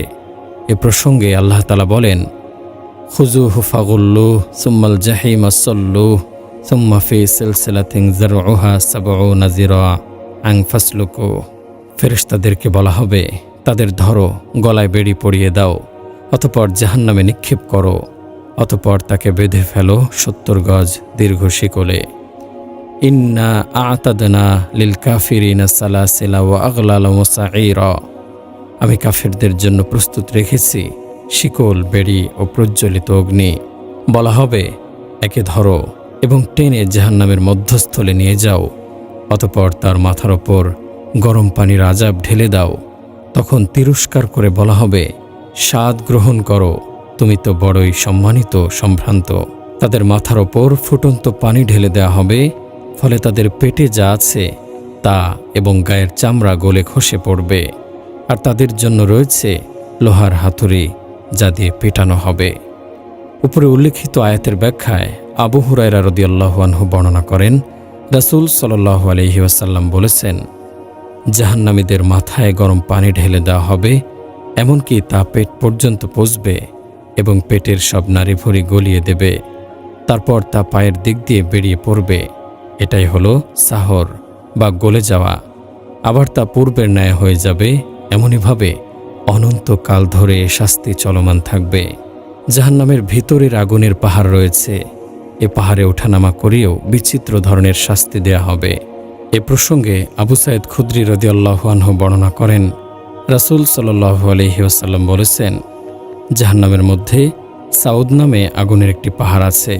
কাফেররা 70 বছরে এর উপরে উঠবে এবং 70 বছরে গড়িয়ে পড়বে। এমনইভাবে তারা তাতে অনন্তকাল ধরে ওঠানামা করবে। জাহান্নামের আরেকটি বিচিত্র শাস্তি হল, আগুন দ্বারা তাদের চেহারা দগ্ধ করে ফেলা হবে। এ প্রসঙ্গে পবিত্র কোরআনে এসেছে, তালফাহু উজুহাহুমুন নারু ওয়া হুম ফিহা কালিহুন। আগুন তাদের চেহারা দগ্ধ করবে আর তারা সেখানে থাকবে বিভৎস চেহারায়। উল্লেখিত আয়াতে কারিমার ব্যাখ্যায় আবু সাঈদ খুদরি রাদিয়াল্লাহু আনহু বর্ণনা করেন, রাসূল সাল্লাল্লাহু আলাইহি ওয়াসাল্লাম বলেছেন, তাদের মুখমণ্ডল অগ্নিদগ্ধ হবে, উপরের ঠোঁট কুঞ্চিত হয়ে মাথার মাঝখানে এসে যাবে এবং নিচের ঠোঁট নাফির সাথে ঝুলতে থাকবে। জাহান্নামের আগুনের শাস্তির সাথে রয়েছে সাপ ও বিচ্ছুর ছোবলের শাস্তি। এ প্রসঙ্গে আব্দুল্লাহ ইবনু হারিস রাদিয়াল্লাহু আনহু বর্ণনা করেন, রাসূল সাল্লাল্লাহু আলাইহি ওয়াসাল্লাম বলেছেন, জাহান্নামের মধ্যে খোরাসানি উটের ন্যায় বিরাট বিরাট সাপ রয়েছে। সে সাপ একবার ছোবল দিলে তার ব্যথার ক্রিয়া 40 বছর পর্যন্ত থাকবে। আর জাহান্নামে এমন সব বিচ্ছু রয়েছে যেগুলো দেখতে পালন বাঁধা খচ্চরের মতো, যেগুলোর কোনো একটি একবার দংশন করলে তার বিষক্রিয়া 40 বছর পর্যন্ত চলতে থাকবে। জাহান্নামীদের দেহের বিশাল আকৃতি। জাহান্নামের শাস্তি পরিপূর্ণ আস্বাদন করানোর জন্য জাহান্নামীদের দেহের স্বাভাবিক আকৃতি পরিবর্তন করে তাদেরকে বিশাল দেহ বিশিষ্ট মানুষে পরিণত করা হবে। এ প্রসঙ্গে আবু হুরায়রা রাদিয়াল্লাহু আনহু বর্ণনা করেন, রাসূল সাল্লাল্লাহু আলাইহি ওয়াসাল্লাম বলেছেন, জাহান্নামের মধ্যে কাফেরদের উভয় কাঁধের দূরত্ব হবে কোনো দ্রুতগামী অশ্বারোহীর 3 দিনের সফরের দূরত্বের সমান পরিমাণ। আবু হুরায়রা রাদিয়াল্লাহু আনহু আরও বর্ণনা করেন, রাসূল সাল্লাল্লাহু আলাইহি ওয়াসাল্লাম বলেছেন, কাফেরের একটি দাঁত হবে উহুদ পাহাড়ের সমান এবং তার গায়ের চামড়া হবে 3 দিনের সফরের দূরত্ব পরিমাণ মোটা। আবু হুরায়রা রাদিয়াল্লাহু আনহু বর্ণনা করেন, রাসূল সাল্লাল্লাহু আলাইহি ওয়াসাল্লাম বলেছেন, জাহান্নামে কাফেরের উরু রান হবে বাইজা পাহাড়ের মতো মোটা এবং দোজখে তার বসার স্থান হবে 3 দিনের সফরের দূরত্ব পরিমাণ। যেমন মদিনা হতে রাবাজা পর্যন্ত তার গায়ের চামড়া হবে 42 গজ মোটা এবং অন্য বর্ণনা এসেছে, জাহান্নামে তার বসার স্থান হবে মক্কা থেকে মদিনার দূরত্বের সমান। আব্দুল্লাহ ইবনু ওমর রাদিয়াল্লাহু আনহু বর্ণনা করেন, রাসূল সাল্লাল্লাহু আলাইহি ওয়াসাল্লাম বলেছেন, জাহান্নামে জাহান্নামীদের দেহ এতটাই প্রকাণ্ড হবে যে তাদের কানের লতি হতে ঘাড় পর্যন্ত ব্যবধান হবে 700 বছরের দূরত্ব। গায়ের চামড়া হবে 70 গজ মোটা। জাহান্নামীদের জিহ্বার আকৃতি। এ প্রসঙ্গে ইবনু ওমর রাদিয়াল্লাহু আনহু বর্ণনা করেন, রাসূলুল্লাহ সাল্লাল্লাহু আলাইহি ওয়াসাল্লাম বলেছেন, জাহান্নামে কাফের তার জিহবা 1 ফারসাখ 3 মাইল অথবা 2 ফারসাখ 6 মাইল পর্যন্ত বের করে টেনে হিচড়ে চলবে, আর লোকেরা তা মারিয়ে চলবে। জাহান্নামের দরজাসমূহ। জাহান্নামের অধিবাসীদের সকলের অপরাধ সমান নয়, তাই তাদের সকলের শাস্তিও সমান হবে না, বরং অপরাধের তারতম্যের কারণে শাস্তিরও তারতম্য হবে। এজন্য সকল জাহান্নামীকে এক জাহান্নামে রাখা হবে না এবং সকল জাহান্নামীকে জাহান্নামের এক দরজা দিয়ে প্রবেশ করানো হবে না। তাদের জন্য ভিন্ন ভিন্ন জাহান্নাম বা জাহান্নামের ভিন্ন ভিন্ন দরজা রয়েছে, আর এর সংখ্যা হলো 7টি। পবিত্র কোরআনে এসেছে, ওয়া ইন্না জাহান্নামা লামাউইদুহুম আজমাইন লাহা সাবআতু আবওয়াবিন লিকুল্লি বাবিম মিনহুম জুজউম মাকসুমুন। তাদের পাপিষ্ঠদের সবার নির্ধারিত স্থান হলো জাহান্নাম। এর 7টি দরজা রয়েছে, প্রত্যেক দরজার জন্য একটি পৃথক দল রয়েছে। উতবাহ রাদিয়াল্লাহু আনহু বর্ণনা করেন, রাসূলুল্লাহ সাল্লাল্লাহু আলাইহি ওয়াসাল্লাম বলেছেন, জান্নাতের দরজা হলো 8টি এবং জাহান্নামের দরজা হলো 7টি। পবিত্র কোরআনের বিভিন্ন আয়াতে এই দরজাগুলোর আলোচনা ভিন্ন ভিন্ন আঙ্গিকে উপস্থাপন করা হয়েছে। 1. জাহান্নাম।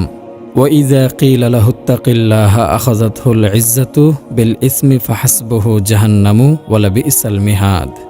আর যখন তাকে বলা হয় যে আল্লাহকে ভয় করো, তখন তার পাপ তাকে অহংকারে উদ্বুদ্ধ করে, সুতরাং তার জন্য জাহান্নামই যথেষ্ট, আর নিঃসন্দেহে তা বড়ই মন্দ ঠিকানা। 2. লাজা। কাল্লা ইন্নাহা লাজা নাজ্জাআতাল লিশ-শাওয়া। কখনো নয়, নিশ্চয় এই লাজা লেলিহান অগ্নি, যা চামড়া তুলে দেবে। 3. হুতামাহ। কাল্লা লায়ুমবাযান্না ফিল হুতামাহ ওমা আদরাকা মাল হুতামাহ নারুল্লাহিল মুওকাদাহ।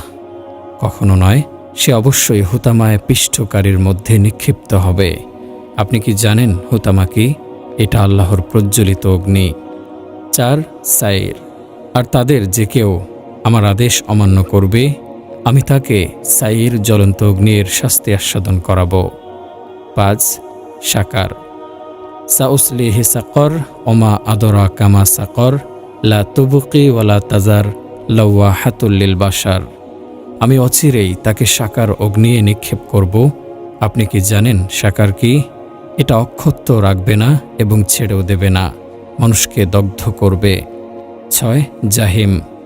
ওয়াল্লাযীনা কাফারু ওয়া কাযযাবু বিআয়াতিনা উলাইকা আসহাবুল জাহিম। আর যারা কুফরি করেছে এবং আমার আয়াতসমূহকে অস্বীকার করেছে, তারা জাহিমের অধিবাসী হবে। 7. হাবিয়াহ। ওয়া আম্মা মান খাফফাত মাওয়াজিনুহু ফাউম্মুহু হাওয়িয়াহ ওমা আদরাকা মা হিয়া নারুন হামিয়াহ। আর যার নেকির পাল্লা হালকা হবে, তার ঠিকানা হবে হাবিয়া। আপনি কি জানেন হাবিয়া কি? প্রজ্বলিত অগ্নি। জাহান্নামে জন্ম নেয়া গাছ। জাহান্নামে একটি গাছ জন্ম নেবে, তার নাম হবে জাক্কুম। এটির লতাপাতা এবং রস হবে জাহান্নামীদের খাবার। এ প্রসঙ্গে আল্লাহ তাআলা বলেন, এই জান্নাতের নিয়ামত কি উত্তম আপ্যায়ন না জাক্কুম বৃক্ষ? আমি জালেমদের জন্য এক বিপদ করেছি। এটি একটি বৃক্ষ যা জাহান্নামের তলদেশে উদ্গত হয়। এর গুচ্ছ শয়তানের মাথার মতো। তারা একে ভক্ষণ করবে এবং এর দ্বারা পেট পূর্ণ করবে। তারপর তাদেরকে দেয়া হবে ফুটন্ত পানির মিশ্রণ। জাহান্নামের সবচেয়ে হালকা শাস্তি। এ প্রসঙ্গে নুমান ইবনে বাশির রাদিয়াল্লাহু আনহু বর্ণনা করেন, রাসূলুল্লাহ সাল্লাল্লাহু আলাইহি ওয়াসাল্লাম বলেছেন, জাহান্নামীদের মধ্যে সর্বাপেক্ষা সহজতর শাস্তি হবে ওই ব্যক্তির যাকে আগুনের ফিতাসহ 2টি জুতা পরানো হবে, তাতে তার মগজ এমনভাবে ফুটতে থাকবে যেমনিভাবে তামার পাত্র ফুটতে থাকে। সে ধারণা করবে তার চেয়ে কঠিন আযাব আর কেউ ভোগ করছে না, অথচ সেই হলো সর্বাপেক্ষা সহজতর শাস্তিপ্রাপ্ত ব্যক্তি। আব্দুল্লাহ ইবনু আব্বাস রাদিয়াল্লাহু আনহু বর্ণনা করেন, রাসূলুল্লাহ সাল্লাল্লাহু আলাইহি ওয়াসাল্লাম বলেছেন, জাহান্নামীদের মধ্যে সবচেয়ে হালকা শাস্তি হবে আবু তালেবের, এবং তাকে 2টি আগুনের তৈরি জুতা পরিধান করানো হবে, এতেই তার মগজ টকবক করে ফুটতে থাকবে। আব্বাস ইবনু আব্দুল মুত্তালিব রাদিয়াল্লাহু আনহু বর্ণনা করেন, তিনি রাসূল সাল্লাল্লাহু আলাইহি ওয়াসাল্লামকে বলেছেন, হে আল্লাহর রাসূল, আপনি কি আবু তালেবের কোনো উপকারে আসবেন? সে তো আপনাকে রক্ষণাবেক্ষণ করত, আপনার জন্য অন্যদের উপর অসন্তুষ্ট হতো। রাসূল সাল্লাল্লাহু আলাইহি ওয়াসাল্লাম বললেন, হ্যাঁ, সে জাহান্নামের উপরের স্তরে রয়েছে। যদি আমি তার জন্য না হতাম, সুপারিশ না করতাম, তাহলে সে জাহান্নামের সর্বনিম্ন স্তরে থাকত। নুমান ইবনু বাশির রাদিয়াল্লাহু আনহু বর্ণনা করেন, রাসূলুল্লাহ সাল্লাল্লাহু আলাইহি ওয়াসাল্লাম বলেছেন, কিয়ামতের দিন যে ব্যক্তিকে জাহান্নামের মধ্যে সবচাইতে হালকা আযাব দেয়া হবে, তার পায়ের তালুর নিচে দুটি জ্বলন্ত অঙ্গার রাখা হবে, তাতে তার মগজ টকবক করে ফুটতে থাকবে। কাফেরদের আযাব কখনো কমবে না।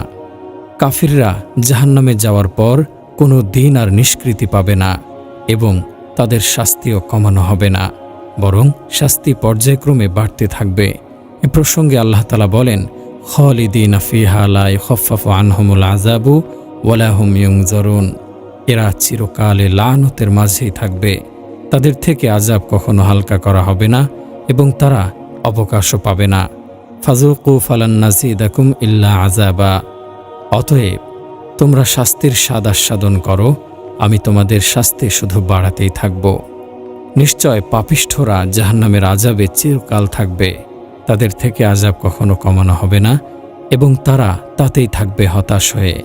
আমি তাদের প্রতি জুলুম করি না, কিন্তু তারাই ছিল জালিম। তারা জাহান্নামের প্রধান রক্ষীকে ডেকে বলবে, হে মালিক, তোমার রবকে বলো তিনি যেন আমাদেরকে একেবারে শেষ করে দেন। উত্তরে সে বলবে, নিশ্চয় এখানে তোমরা চিরকাল থাকবে। ওয়ানাহশুরুহুম ইয়াউমাল কিয়ামাতি আলা ওয়ুজুহিহিম উমিয়া ওয়া বুকমা ওয়া সুম্মা মাওয়াহুম জাহান্নামু কুল্লামা খাবাদ জিদনাহুম সাঈরা।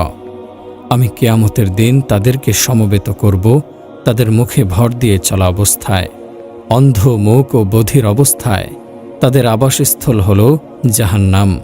যখনই আগুন নির্বাপিত হওয়ার উপক্রম হবে, তখন আমি তাদের জন্য আগুন আরও বৃদ্ধি করে দেব। জাহান্নামে একই শাস্তি বারবার দেয়া হবে। জাহান্নামীরা যেন শাস্তির স্বাদ ভালোভাবে আস্বাদন করতে পারে, সেজন্য তাদেরকে একই শাস্তি বারবার দেয়া হবে। এ প্রসঙ্গে আল্লাহ তাআলা বলেন, ইন্নাল্লাযীনা কাফারু বিআয়াতিনা সাওফা নুসলিহিম নারা কুল্লামা নাদিজাত জুলুদুহুম বাদদালনাহুম জুলুদান গায়রাহা লিয়াযুকুল আযাব ইন্নাল্লাহা কানা আজিজান হাকীমা। নিশ্চয় যারা আমার আয়াতসমূহকে অস্বীকার করবে, আমি অচিরেই তাদেরকে আগুনের মধ্যে নিক্ষেপ করব। যখন তাদের গায়ের চামড়া জ্বলে পুড়ে যাবে, তখন আমি তা আবার পরিবর্তন করে দেব, যেন তারা আযাব ভালোভাবে আস্বাদন করতে পারে।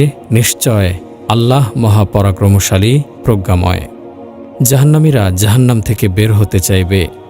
কাফেররা জাহান্নাম থেকে বের হওয়ার জন্য আপ্রাণ চেষ্টা করবে। আল্লাহ তাআলার কাছে মুক্তির জন্য তারা প্রার্থনাও করবে, কিন্তু তারা জাহান্নাম থেকে মুক্তি পাবে না এবং তাদের সাথে আল্লাহ তাআলা কখনো কথাও বলবেন না। এ প্রসঙ্গে আল্লাহ তাআলা বলেন, ইউরিদুনা আন ইয়াখরুজু মিনান নারি ওয়া মা হুম বিখারিজিনা মিনহা ওয়া লাহুম আযাবুম মুকিম। তারা জাহান্নাম থেকে বের হয়ে আসতে চাইবে, কিন্তু তা থেকে তারা বের হতে পারবে না, আর তারা চিরস্থায়ী শাস্তি ভোগ করবে।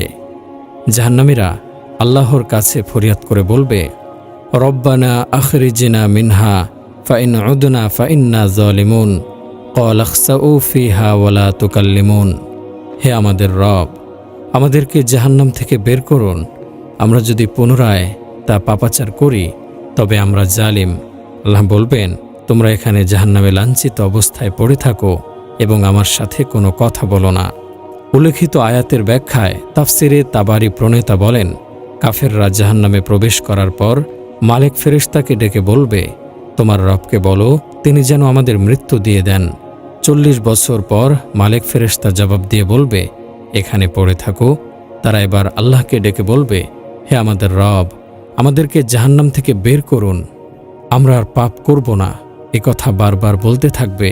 দুনিয়ার যত বয়স, ওই পরিমাণ দ্বিগুণ সময় চলে যাওয়ার পর আল্লাহ জবাব দিয়ে বলবেন, এখানে লাঞ্ছিত অবস্থায় পড়ে থাকো, আমার সাথে কোনো কথা বলবে না।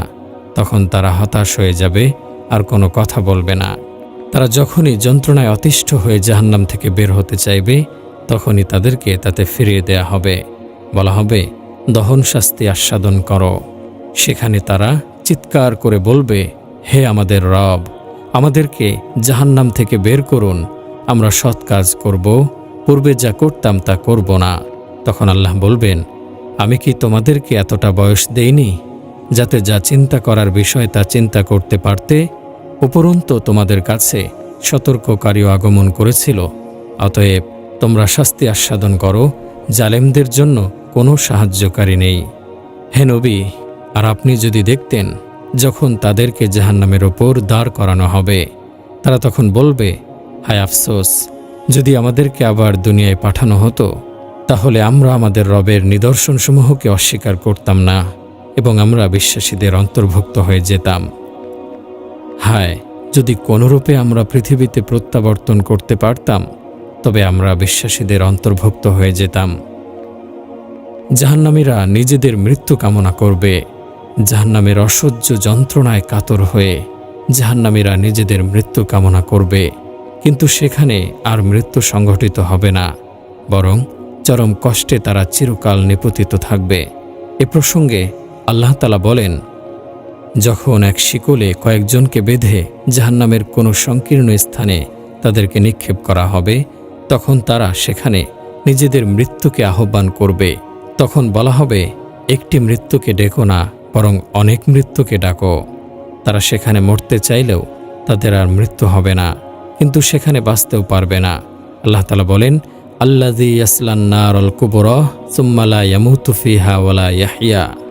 যে ব্যক্তি মহা অগ্নিতে প্রবেশ করবে, তারপর সেখানে সে মরবেও না এবং বাঁচবেও না। জাহান্নামে কারো মৃত্যু হবে না। আবু সাঈদ খুদরি রাদিয়াল্লাহু আনহু বর্ণনা করেন, রাসূলুল্লাহ সাল্লাল্লাহু আলাইহি ওয়াসাল্লাম বলেছেন, কিয়ামতের দিন মৃত্যুকে একটি লাবণ্যময় ভেড়ার আকৃতিতে জান্নাত ও জাহান্নামের মাঝখানে এনে জবেহ করা হবে। জান্নাতি ও জাহান্নামীরা এ দৃশ্য দেখতে পাবে। যদি খুশিতে মরে যাওয়া সম্ভব হতো, তাহলে তা দেখে জান্নাতীরা মরে যেত, আর যদি দুশ্চিন্তায় মরে যাওয়া সম্ভব হতো, তাহলে জাহান্নামীরা দুশ্চিন্তায় মরে যেত। জাহান্নামীদের কতিপয় নিকৃষ্ট বৈশিষ্ট্য। জাহান্নামী লোকদের নিকৃষ্ট কিছু বৈশিষ্ট্য রয়েছে, যার বর্ণনা প্রসঙ্গে আল্লাহ তাআলা বলেন, ওয়ালাকাদ যারানা লিজাহান্নামা কাসীরাম মিনাল জিন্নি ওয়াল ইনসি লাহুম কুলুবুল লা ইয়াফকাহুনা বিহা ওয়া লাহুম আ'য়ুনুল লা ইবসিরুনা বিহা ওয়া লাহুম আযানুল লা ইয়াসমাউনা বিহা উলাইকা কাল আনআমি বাল হুম আদল উলাইকা হুমুল গাফিলুন। আর আমি জাহান্নামের জন্য বহু জিন ও মানুষকে সৃষ্টি করেছি। তাদের অন্তর আছে, তার দ্বারা তারা সত্য মিথ্যাকে পরখ করে, বুঝতে চাইবে না। তাদের চক্ষু রয়েছে, তার দ্বারা তারা সত্য মিথ্যাকে পরখ করে দেখে না। তাদের কান রয়েছে, তার দ্বারা তারা সত্য মিথ্যাকে পরখ করে শোনে না। তারা চতুষ্পদ জন্তুর মতো, বরং তার চেয়েও নিকৃষ্টতর। তারাই হলো গাফেল। নিশ্চয় যারা আমার আয়াতসমূহকে মিথ্যারোপ করেছে এবং এগুলো থেকে অহংকার বশে মুখ ফিরিয়ে নিয়েছে, তাদের জন্য আকাশের দরজা উন্মুক্ত করা হবে না এবং তারা জান্নাতে প্রবেশ করতে পারবে না, যে পর্যন্ত না সুয়ের ছিদ্র দিয়ে উট প্রবেশ করে। আমি এমনইভাবে পাপীদের প্রতিদান প্রদান করি। তোমরা জাহান্নামে নিক্ষেপ করো প্রত্যেক অকৃতজ্ঞ দাম্ভিক ব্যক্তিকে, বাধা দিত মঙ্গলজনক কাজে, সীমালঙ্ঘনকারী, সন্দেহ পোষণকারীকে, যে আল্লাহর সাথে অন্য ইলাহ গ্রহণ করত, তাকে তোমরা কঠিন আযাবে নিক্ষেপ করো। বামপন্থী লোকেরা কতই না হতভাগা। তারা থাকবে প্রখর বাষ্পে এবং উত্তপ্ত পানিতে এবং ধূম্রকুঞ্জের ছায়ায়, যা শীতল নয় এবং আরামদায়ক নয়। তারা ইতিপূর্বে স্বাচ্ছন্দ্যে ছিল, তারা সর্বদা ঘোরতর পাপকর্মে ডুবে থাকত। নিশ্চয় সে মহান আল্লাহতে বিশ্বাসী ছিল না এবং মিসকিনকে আহার দিতে উৎসাহিত করত না। তারা বলবে, আমরা নামাজ পড়তাম না, মিসকিনদের আহার্য দান করতাম না এবং সমালোচকদের সাথে মিশে সমালোচনা করতাম। হারিসা ইবনু ওয়াহাব রাদিয়াল্লাহু আনহু বর্ণনা করেন, রাসূলুল্লাহ সাল্লাল্লাহু আলাইহি ওয়াসাল্লাম বলেছেন, আমি কি তোমাদেরকে জাহান্নামী লোকদের বৈশিষ্ট্য বলে দেব? তারা হলো ঝগড়াটে, বদমেজাজি ও অহংকারী। আবু হুরায়রা রাদিয়াল্লাহু আনহু বর্ণনা করেন, রাসূলুল্লাহ সাল্লাল্লাহু আলাইহি ওয়াসাল্লাম বলেছেন, হতভাগা ব্যতীত কোনো ব্যক্তি জাহান্নামে প্রবেশ করবে না। জিজ্ঞেস করা হলো, ইয়া রাসূলুল্লাহ, হতভাগা কে? তিনি বললেন, যে ব্যক্তি আল্লাহর সাথে অন্য ইলাহ গ্রহণ করে, যে আল্লাহর সন্তুষ্টি লাভের জন্য তার আনুগত্য করে না এবং তার নাফরমানির কাজ পরিত্যাগ করে না। জাহান্নামের অধিবাসী কারা? জাহান্নামের অধিবাসী হবে কতিপয় মানুষ, জিন ও পাথর। এ প্রসঙ্গে আল্লাহ তাআলা বলেন, ওয়াতাম্মাত কালিমাতু রব্বিকা লা আমলা আন্না জাহান্নামা মিনাল জিন্নাতি ওয়ান নাসি আজমাইন। আর তোমার রবের কথাই চূড়ান্ত, অবশ্যই আমি জাহান্নামকে জিন ও মানুষ দ্বারা পরিপূর্ণ করব। ফাত্তাকুন নার আল্লাতী ওয়াকুদুহান নাস ওয়াল হিজারাহ উইদ্দাত লিল কাফিরিন। জাহান্নামের আগুন থেকে নিজেকে রক্ষা করো, যার জ্বালানি হবে মানুষ ও পাথর, যা কাফেরদের জন্য প্রস্তুত করা হয়েছে। জাহান্নামে ইবলিশের শেষ ঠিকানা। এ প্রসঙ্গে আনাস ইবনু মালিক রাদিয়াল্লাহু আনহু বর্ণনা করেন, রাসূলুল্লাহ সাল্লাল্লাহু আলাইহি ওয়াসাল্লাম বলেছেন, জাহান্নামে ইবলিশকে সর্বপ্রথম আগুনের পোশাক পরানো হবে, তা তার কপালের ওপর রেখে পিছন থেকে টানা হবে। তার সন্তানরা তার পেছনে পেছনে চলবে। ইবলিশ তার মৃত্যু কামনা করে বলবে, হায় মৃত্যু। তার সন্তানরাও মৃত্যুকে ডেকে বলবে, হায় মৃত্যু। তখন তাকে বলা হবে, আজ এক মৃত্যু নয়, বরং বহু মৃত্যুকে ডাকো। জাহান্নামীদের পারস্পরিক শাস্তির ব্যবধান। সকল পাপাচারীর পাপ সমান নয়, তাই তাদের শাস্তিও সমান হবে না, বরং শাস্তির মধ্যে তারতম্য থাকবে। এ প্রসঙ্গে সামুরা ইবনু জুনদুব রাদিয়াল্লাহু আনহু বর্ণনা করেন, রাসূল সাল্লাল্লাহু আলাইহি ওয়াসাল্লাম বলেছেন, জাহান্নামীদের মধ্যে কারো কারো টাকনু পর্যন্ত আগুন পুষবে, কারো হাঁটু পর্যন্ত, কারো কোমর পর্যন্ত এবং কারো গর্দান পর্যন্ত আগুন পুষবে। এমনও জাহান্নামী রয়েছে যার কপাল ব্যতীত পুরো দেহ আগুন খেয়ে ফেলবে। এ প্রসঙ্গে আবু হুরায়রা রাদিয়াল্লাহু আনহু বর্ণনা করেন, রাসূল সাল্লাল্লাহু আলাইহি ওয়াসাল্লাম বলেছেন, আগুন বনি আদমের সাজদার স্থান ব্যতীত পুরো দেহ খেয়ে ফেলবে, জ্বালিয়ে দেবে। আল্লাহ আগুনের জন্য সাজদার স্থান কপাল জ্বালিয়ে দেয়াকে হারাম করেছেন। আর যারা কাফের মুশরিক, আগুন তাদের পুরো দেহকে জ্বালিয়ে পুড়িয়ে ভস্মীভূত করে ফেলবে। জাহান্নামের চোখ, কান ও জিহ্বা রয়েছে। এ প্রসঙ্গে আবু হুরায়রা রাদিয়াল্লাহু আনহু বর্ণনা করেন, রাসূল সাল্লাল্লাহু আলাইহি ওয়াসাল্লাম বলেছেন, কিয়ামতের দিন জাহান্নাম হতে একটি গর্দান বের হবে। এর দুটি চোখ থাকবে, যা দিয়ে সে দেখবে, দুটি কান থাকবে, যা দিয়ে সে শুনবে, এবং একটি জিহ্বা থাকবে, যা দিয়ে সে কথা বলবে। সে বলবে, 3 ধরনের লোকের জন্য আমাকে নিয়োজিত করা হয়েছে। 1, প্রতিটি অবাধ্য অহংকারী জালেমের জন্য। 2, আল্লাহ ব্যতীত অন্য কিছুকে যে ইলাহ বলে ডাকে তার জন্য। 3, ছবি নির্মাতাদের জন্য। জাহান্নামের গভীরতা। এ প্রসঙ্গে উতবাহ ইবনু গাজওয়ান রাদিয়াল্লাহু আনহু বর্ণনা করেন, রাসূল সাল্লাল্লাহু আলাইহি ওয়াসাল্লাম বলেছেন, জাহান্নামের কিনারা হতে বড় একটি পাথরকে যদি ছুঁড়ে ফেলা হয়, এটা 70 বছর পর্যন্ত গড়াতে থাকবে, কিন্তু তলায় পৌঁছতে পারবে না। বর্ণনাকারী বলেন, ওমর রাদিয়াল্লাহু আনহু বলতেন, তোমরা বেশি বেশি জাহান্নামের কথা স্মরণ করো, কেননা এটার উষ্ণতা বড়ই তীব্র, এর গর্ত অনেক গভীর এবং এর ডাঙ্গাগুলো লোহার তৈরি।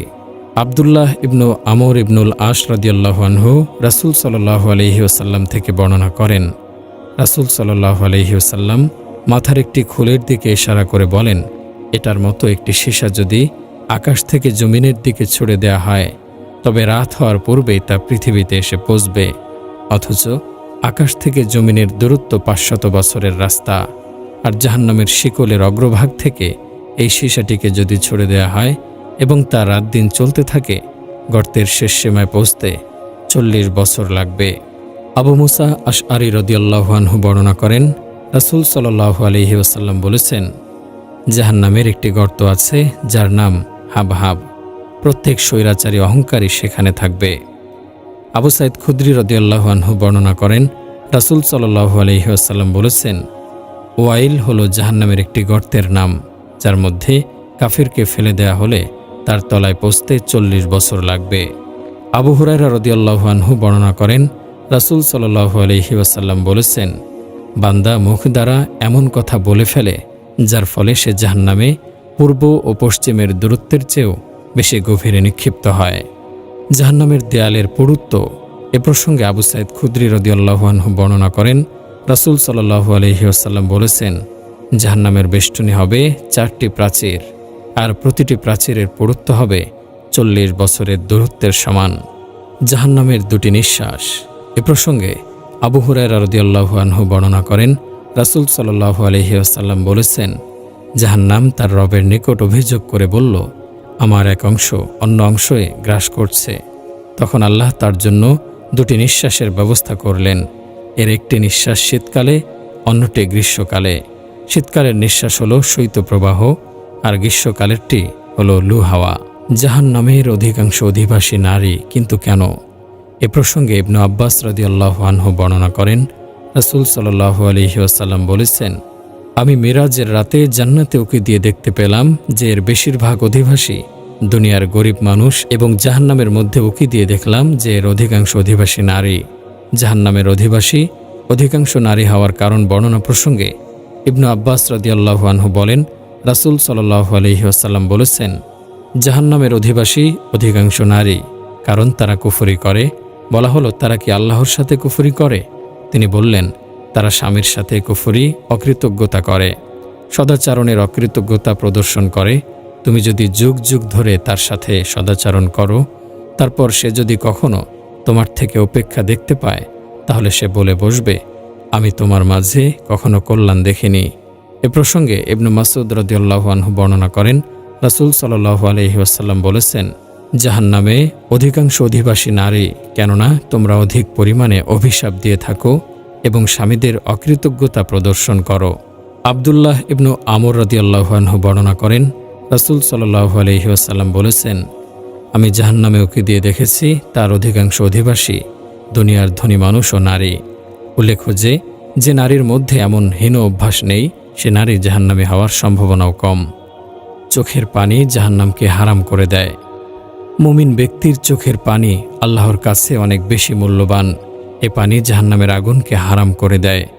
এ প্রসঙ্গে আব্দুল্লাহ ইবনু মাসউদ রাদিয়াল্লাহু আনহু বর্ণনা করেন, রাসূল সাল্লাল্লাহু আলাইহি ওয়াসাল্লাম বলেছেন, কোনো মুমিন ব্যক্তির চোখ থেকে আল্লাহর ভয়ে যদি মাছির মাথা পরিমাণ অশ্রু বের হয়ে তার কিছু অংশ ওই ব্যক্তির গণ্ডদেশ স্পর্শ করে, আল্লাহ তাকে জাহান্নামের জন্য হারাম বানিয়ে দেন। দুটি ফোঁটা আল্লাহ তাআলার নিকট খুবই প্রিয়, আর তা হল মুমিনের অশ্রুর ফোঁটা এবং শহীদের রক্তের ফোঁটা। এ দুটি ফোঁটা জাহান্নামের আগুনকে নিভিয়ে দেয়। এ প্রসঙ্গে আবু উমামা বাহিলি রাদিয়াল্লাহু আনহু বর্ণনা করেন, রাসূল সাল্লাল্লাহু আলাইহি ওয়াসাল্লাম বলেছেন, আল্লাহর নিকট দুটি ফোঁটার চেয়ে প্রিয় আর কোনো বস্তু নেই। একটি হলো আল্লাহর ভয়ে নির্গত মুমিনের চোখের পানির ফোঁটা, অপরটি হলো আল্লাহর পথে প্রবাহিত মুমিনের রক্তের ফোঁটা। তাই তো রাসূল সাল্লাল্লাহু আলাইহি ওয়াসাল্লাম উম্মতকে বেশি বেশি কাঁদতে বলেছেন। আনাস ইবনু মালিক রাদিয়াল্লাহু আনহু বর্ণনা করেন, রাসূল সাল্লাল্লাহু আলাইহি ওয়াসাল্লাম বলেছেন, হে মানুষ সকল, তোমরা আল্লাহর ভয়ে বেশি বেশি কাঁদো। যদি কাঁদতে ব্যর্থ হও, তাহলে কান্না করার ভান করো, কেননা জাহান্নামীরা জাহান্নামে কাঁদতে থাকবে, এমনকি পানির নালার ন্যায় তাদের চেহারার উপর দিয়ে অশ্রু প্রবাহিত হবে। একসময় অশ্রু নিঃশেষ হয়ে যাবে এবং তখন রক্ত প্রবাহিত হবে, তাতে তাদের চোখসমূহ ক্ষত বিক্ষত হয়ে যাবে। অশ্রুর পরিমাণ এত বেশি হবে যে যদি তাতে নৌকা চালিয়ে দেয়া হয় তাও সম্ভব হবে। আবু যর গিফারি রাদিয়াল্লাহু আনহু বর্ণনা করেন, রাসূল সাল্লাল্লাহু আলাইহি ওয়াসাল্লাম বলেছেন, নিশ্চয় আমি যা দেখি তোমরা তা দেখছ না, আমি যা শুনি তোমরা তা শোনো না। আকাশ আবল তাবল বকছে, আর তার উচিত তা করা, কেননা তার মাঝে কোথাও 4টি আঙ্গুল রাখার স্থান নেই, যেখানে কোনো না কোনো ফেরেশতা আল্লাহর জন্য সাজদায় রত নেই। আল্লাহর কসম, যদি তোমরা তা জানতে যা আমি জানি, তাহলে তোমরা হাসতে কম আর কান্না করতে বেশি, এবং তোমরা বিছানায় স্ত্রীর সাথে রোমাঞ্চ করতে না, বরং আল্লাহর সান্নিধ্যের জন্য পাহাড়ে চলে যেতে। জাহান্নামের ওপর আল্লাহ পা রাখবেন। এ প্রসঙ্গে আনাস রাদিয়াল্লাহু আনহু বর্ণনা করেন, রাসূল সাল্লাল্লাহু আলাইহি ওয়াসাল্লাম বলেছেন, জাহান্নামে জাহান্নামীদেরকে অনবরত নিক্ষেপ করা হবে। তখন জাহান্নাম বলতে থাকবে, আরও অধিক কিছু আছে কি? এভাবে যখন বলতেই থাকবে, তখন মহাপরাক্রমশালী আল্লাহ তার মধ্যে নিজের পা রাখবেন।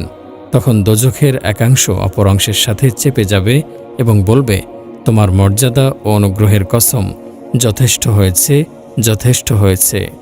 কোনো ঈমানদার চিরস্থায়ীভাবে জাহান্নামে হবে না। ঈমানদারগণ হাসরের দিন দুভাগে বিভক্ত হবে। একদল বিনা শাস্তিতে শুরুতেই জান্নাত পেয়ে যাবে। তাদের ব্যাপারে আল্লাহ তাআলা বলেছেন, ফাআম্মা মান সাকুলাত মাওয়াজিনুহু ফাহুয়া ফি ঈশাতির রাদিয়াহ। অতঃপর যার নেকির পাল্লা ভারী হবে সে সন্তোষজনক জীবন জান্নাত লাভ করবে। আরেক দল মুমিন তাদের গুনাহের কারণে তারা জাহান্নামে চলে যাবে।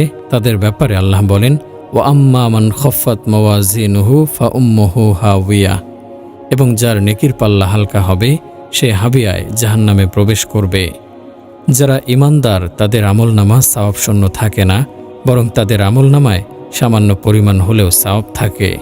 এজন্যই তো হাসরের দিন পরিমাপের ব্যবস্থা করা হবে। আর যারা বেঈমান তাদের জন্য পরিমাপের ব্যবস্থাই করা হবে না। আল্লাহ তাআলা বলেন, উলাইকাল্লাযীনা কাফারু বিআয়াতি রাব্বিহিম ওয়া লিকাইহি ফাহাবিতাত আমালুহুম ফালা নুকিমু লাহুম ইয়াওমাল কিয়ামাতি ওয়াজনা। তারাই সে লোক যারা তাদের রবের আয়াতগুলোকে এবং তার সাক্ষাৎকে অস্বীকার করেছে, ফলে তাদের সকল আমল বাতিল হয়ে যায়। সুতরাং কিয়ামতের দিন আমি তাদের জন্য দাড়িপাল্লা দাঁড় করাবো না। যারা মুমিন তাদের আমল নামায় যদি সামান্য পরিমাণ নেক আমলও থাকে তারা এর প্রতিদানও পাবে। এ প্রসঙ্গে আল্লাহ তাআলা বলেছেন, ফামান ইয়ামাল মিসকালা যাররাতিন খায়রান ইয়ারাহ, অতঃপর কেউ অনুপরিমাণ নেক কাজ করলে তা সে দেখতে পাবে। এ আয়াতের ব্যাখ্যায় অধিকাংশ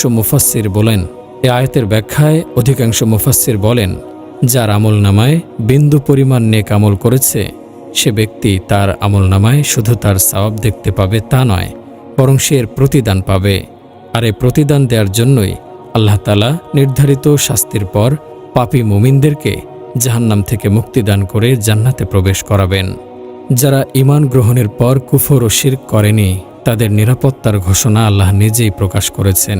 তিনি বলেছেন, আল্লাযীনা আমানু ওয়া লাম ইয়ালবিসু ঈমানুহুম বিজুলমিন উলাইকা লাহুমুল আমনু ওয়া হুম মুহতাদুন। যারা ঈমান আনে এবং সেও ঈমানকে শিরকের সাথে মিশ্রিত করে না তাদের জন্য রয়েছে নিরাপত্তা, শান্তি এবং তারাই সুপথ প্রাপ্ত।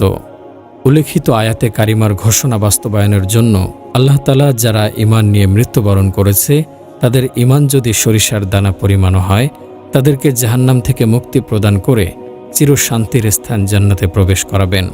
আল্লাহ তাআলা বলেন, ইন্নাল্লাহা লা ইয়াজলিমু মিসকালা যাররাতিন ওয়া ইন তাকু হাসানাতান ইউদাইফহা ওয়া ইউতি মিন লাদুনহু আজরান আযীমা। নিশ্চয় আল্লাহ কারো প্রতি অনুপরিমাণ জুলুম করেন না, আর যদি সৎকর্ম অনুপরিমাণ হয় তিনি তা বৃদ্ধি করেন এবং নিজের পক্ষ থেকে বড় মাপের পুরস্কার প্রদান করেন। এ আয়াতের ঘোষণার আলোকে সাব্যস্ত হয় যে যার ঈমান আছে আল্লাহ তাকেই পুরস্কৃত করবেন, কেননা শুধু ঈমানটাও একটি নেক আমল, আর নেক আমল অনুপরিমাণ হলেও আল্লাহ এটাকে বৃদ্ধি করবেন এবং এর বিনিময়ে বড় পুরস্কার দান করবেন। নিঃসন্দেহে বড় পুরস্কার মানেই হলো জান্নাত। তাই তো রাসূল সাল্লাল্লাহু আলাইহি ওয়াসাল্লাম বলেছেন, জাবির রাদিয়াল্লাহু আনহু বর্ণনা করেন, কিছু ঈমানদার লোককেও জাহান্নামের শাস্তি প্রদান করা হবে, এমনকি তারা তাতে পুড়তে পুড়তে কয়লার মতো হয়ে যাবে। অতঃপর তাদেরকে আল্লাহর রহমত স্পর্শ করবে, তাদেরকে জাহান্নাম থেকে বের করে জান্নাতের দরজায় নিক্ষেপ করা হবে। রাসূল সাল্লাল্লাহু আলাইহি ওয়াসাল্লাম বলেন, জান্নাতীগণ তাদের ওপর পানি ছিটিয়ে দেবে, যার ফলে তারা সজীব হয়ে উঠবে, যেমনিভাবে বন্যার স্রোত চলে যাবার পর মাটিতে সজীব উদ্ভিদ গজায়। তারপর তারা জান্নাতে প্রবেশ করবে। অন্য বর্ণনা এসেছে, আবু সাঈদ খুদরি রাদিয়াল্লাহু আনহু বলেন, রাসূল সাল্লাল্লাহু আলাইহি ওয়াসাল্লাম বলেছেন, তাদেরকে নাহরুল হায়াতে জীবনের ঝর্ণায় নিক্ষেপ করা হবে। তারা তখন প্রবাহমান পানির নালার পাশে উদ্গত সজীব তৃণের মতো সতেজ হয়ে যাবে। তোমরা কি দেখনি সেগুলো কতটা ঘন সবুজ হয়ে থাকে? আনাস ইবনে মালিক রাদিয়াল্লাহু আনহু বর্ণনা করেন, রাসূল সাল্লাল্লাহু আলাইহি সাল্লাম বলেছেন, যে ব্যক্তি লা ইলাহা ইল্লাল্লাহ বলবে আর তার কলবে একটি জপ পরিমাণ পুণ্য বিদ্যমান থাকবে সে জাহান্নাম থেকে বের হবে, এবং যার অন্তরে অনুপরিমাণ পুণ্য থাকবে সেও সে জাহান্নাম থেকে বের হবে।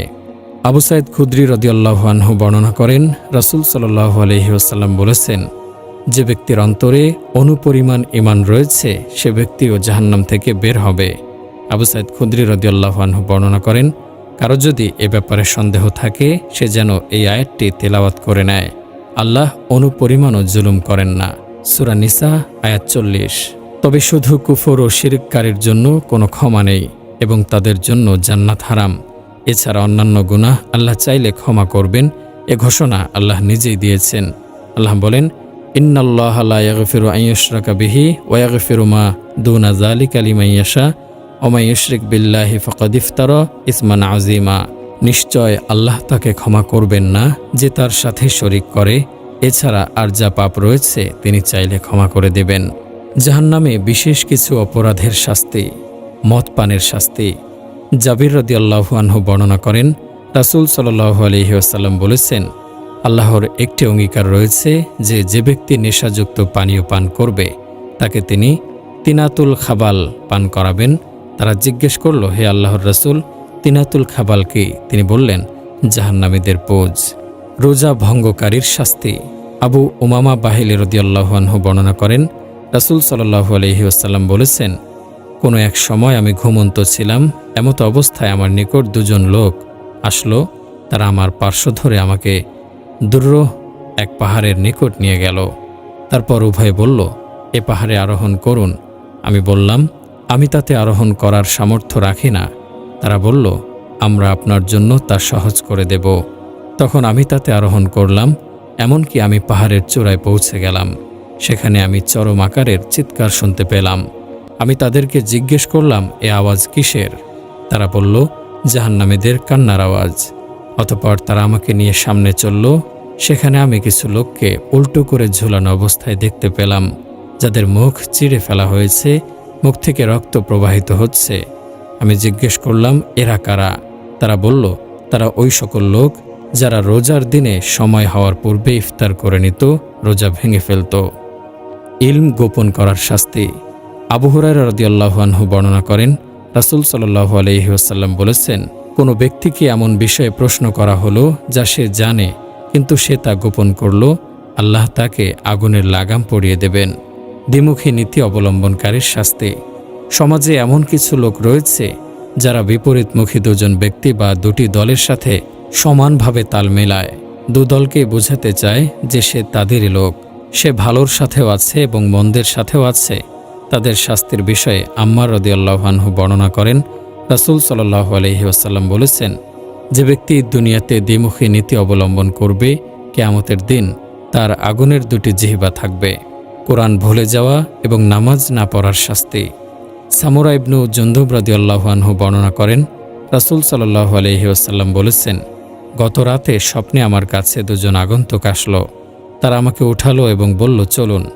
আমি তাদের সঙ্গে চললাম। আমরা কাত হয়ে শুয়ে থাকা এক লোকের কাছে আসলাম। দেখলাম অন্য এক লোক তার নিকট পাথর নিয়ে দাঁড়িয়ে আছে। সে তার মাথায় পাথর নিক্ষেপ করছে, ফলে তার মাথা ফেটে যাচ্ছে আর পাথরটি নিচে পড়ে যাচ্ছে। তারপর সে আবার পাথরটি সংগ্রহ করে লোকটির কাছে ফিরে আসছে। ফিরে আসার পূর্বে লোকটির মাথা আগের মতোই ভালো হয়ে যাচ্ছে। ফিরে এসে আবারও তার মাথায় পাথর নিক্ষেপ করছে। তিনি বলেন, আমি তাদেরকে সাথীদ্বয়কে বললাম, সুবহানাল্লাহ, এই লোকটি কে? তারা বলল, এ হলো ওই ব্যক্তি যে কোরআন গ্রহণ করার পর, শিক্ষা করার পর তা ছেড়ে দিয়েছে, ভুলে গেছে এবং ফরজ নামাজ না পড়ে ঘুমিয়ে থাকে। মিথ্যা সংবাদ প্রচারকারীর শাস্তি। সামুরা ইবনে জুনদুব রাদিয়াল্লাহু আনহু বর্ণনা করেন, রাসূল সাল্লাল্লাহু আলাইহি ওয়াসাল্লাম বলেছেন, গত রাতে স্বপ্নে আমার কাছে দুজন আগন্তুক আসলো। তাদের সাথে চলতে গিয়ে দেখি একজন লোক চিত হয়ে শুয়ে আছে। দেখলাম তার নিকট এক লোক লোহার পেরেক নিয়ে দাঁড়িয়ে আছে, আর সে সেটা দ্বারা তার মুখমণ্ডলের একদিক থেকে মাথার পিছনের দিক পর্যন্ত এবং তার নাসারন্ধ্র ও চোখ টেনে চিড়ে ফেলতেছে। তারপর শায়িত লোকটির অপর পাশে গিয়েও একই আচরণ করছে। ওই দিক থেকে অবসর নেয়ার পূর্বেই প্রথম দিকটি আগের মতো ভালো হয়ে যাচ্ছে। তারপর সে প্রথম অংশের সাথে আবারও একই আচরণ করছে। আমি বললাম, সুবহানাল্লাহ, এ লোকটিকে? তারা বলল, সে হলো ওই ব্যক্তি যে সকালে নিজ ঘর থেকে বের হয়ে এমন কোনো মিথ্যা কথা বলে যা চারদিকে ছড়িয়ে পড়ে। ব্যভিচারের শাস্তি। সামুরা ইবনে জুনদুব রাদিয়াল্লাহু আনহু বর্ণনা করেন, রাসূল সাল্লাল্লাহু আলাইহি ওয়াসাল্লাম বলেছেন, তারপর আমরা চুলার মতো একটি গর্তের কাছে পৌঁছলাম। রাবী বলেন, আমার মনে হয় তিনি বলেছিলেন, আর তথায় শোরগোলের শব্দ ছিল। তিনি বলেন, আমরা তাতে উঁকি মারলাম, দেখলাম তাতে বেশ কিছু উলঙ্গ নারী পুরুষ রয়েছে, আর নিচ থেকে বের হওয়া আগুনের লেলিহান শিখা তাদেরকে স্পর্শ করছে, আর তারা উচ্চস্বরে চিৎকার করে উঠছে। আমি তাদেরকে বললাম, এরা কারা? তারা বলল, তারা হলো ব্যভিচারী ও ব্যভিচারিণীর দল। সুদখোরের শাস্তি। সামুরা ইবনে জুনদুব রাদিয়াল্লাহু আনহু বর্ণনা করেন, রাসূল সাল্লাল্লাহু আলাইহি সাল্লাম বলেছেন, পূর্বের হাদিস চলমান, আমরা চললাম এবং একটা নদীর তীরে গিয়ে পৌঁছলাম। নদীটি ছিল রক্তের মতো লাল। দেখলাম তাতে এক ব্যক্তি সাঁতার কাটছে, আর নদীর তীরে অন্য এক লোক রয়েছে, সে তার কাছে অনেকগুলো পাথর একত্রিত করে রেখেছে। আর ওই সাঁতারকারী লোকটি বেশ কিছুক্ষণ সাঁতার কাটার পর পাথর একত্রিতকারী লোকটির নিকট এসে মুখ খুলে হাঁ করে, আর ওই লোকটি তার মুখে একটি পাথর ঢুকিয়ে দেয়। এরপর সে চলে যায় এবং সাঁতার কাটতে থাকে। আবার কিছুক্ষণ পর তার কাছে ফিরে আসে, সে আরও একটি পাথর ঢুকিয়ে দেয়। আমি বললাম, এই লোকটিকে? তারা বলল, সে হলো সুদখোর। আমলবিহীন বক্তার শাস্তি। এ প্রসঙ্গে উসামা ইবনু জায়েদ রাদিয়াল্লাহু আনহু বর্ণনা করেন, রাসূল সাল্লাল্লাহু আলাইহি ওয়াসাল্লাম বলেছেন, কিয়ামতের দিন এক ব্যক্তিকে নিয়ে আসা হবে এবং তাকে জাহান্নামে নিক্ষেপ করা হবে। তার নাড়ি ভুঁড়ি পেটের বাহিরে বেরিয়ে যাবে, আর সে তা নিয়ে এমনভাবে ঘুরতে থাকবে যেমন জাথাকলের চাকা নিয়ে গাধা ঘুরে থাকে। আর এই দৃশ্য দেখে জাহান্নামীরা তার কাছে একত্রিত হয়ে বলবে, হে অমুক, তোমার অবস্থা এমন কেন? তুমি না আমাদেরকে সৎ কাজের আদেশ দিতে, অসৎ কাজের নিষেধ করতে?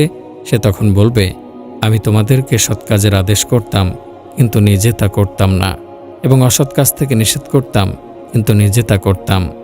আনাস ইবনু মালিক রাদিয়াল্লাহু আনহু বর্ণনা করেন, রাসূল সাল্লাল্লাহু আলাইহি সাল্লাম বলেছেন, মেরাজের রাতে আমি দেখলাম কতিপয় লোকের জিহ্বা আগুনের কাছি দ্বারা কেটে ফেলা হচ্ছে। আমি বললাম, হে জিবরিল, ওরা কারা? তিনি বললেন, ওরা আপনার উম্মতের ওই সকল বক্তা যারা মানুষকে ভালো কথা বলতো, কিন্তু নিজের ব্যাপারে তা ভুলে যেত এবং এমন কথা বলতো যা নিজের আমল করত না। গীবতকারীর শাস্তি। এ প্রসঙ্গে আনাস ইবনু মালিক রাদিয়াল্লাহু আনহু বর্ণনা করেন, রাসূল সাল্লাল্লাহু আলাইহি ওয়াসাল্লাম বলেছেন, আমাকে যখন মিরাজ করানো হলো, তখন আমি কিছু লোকের পাশ দিয়ে অতিক্রম করছিলাম, যাদের নখ ছিল তামার তৈরি। তারা তা দিয়ে তাদের চেহারা ও বুক ক্ষত বিক্ষত করছিল। আমি বললাম, হে জিবরিল, এরা কারা? তিনি বললেন, এরা ওই সকল লোক যারা মানুষের গোশত ভক্ষণ করত, গীবত করত এবং তাদের ইজ্জত নষ্ট করত।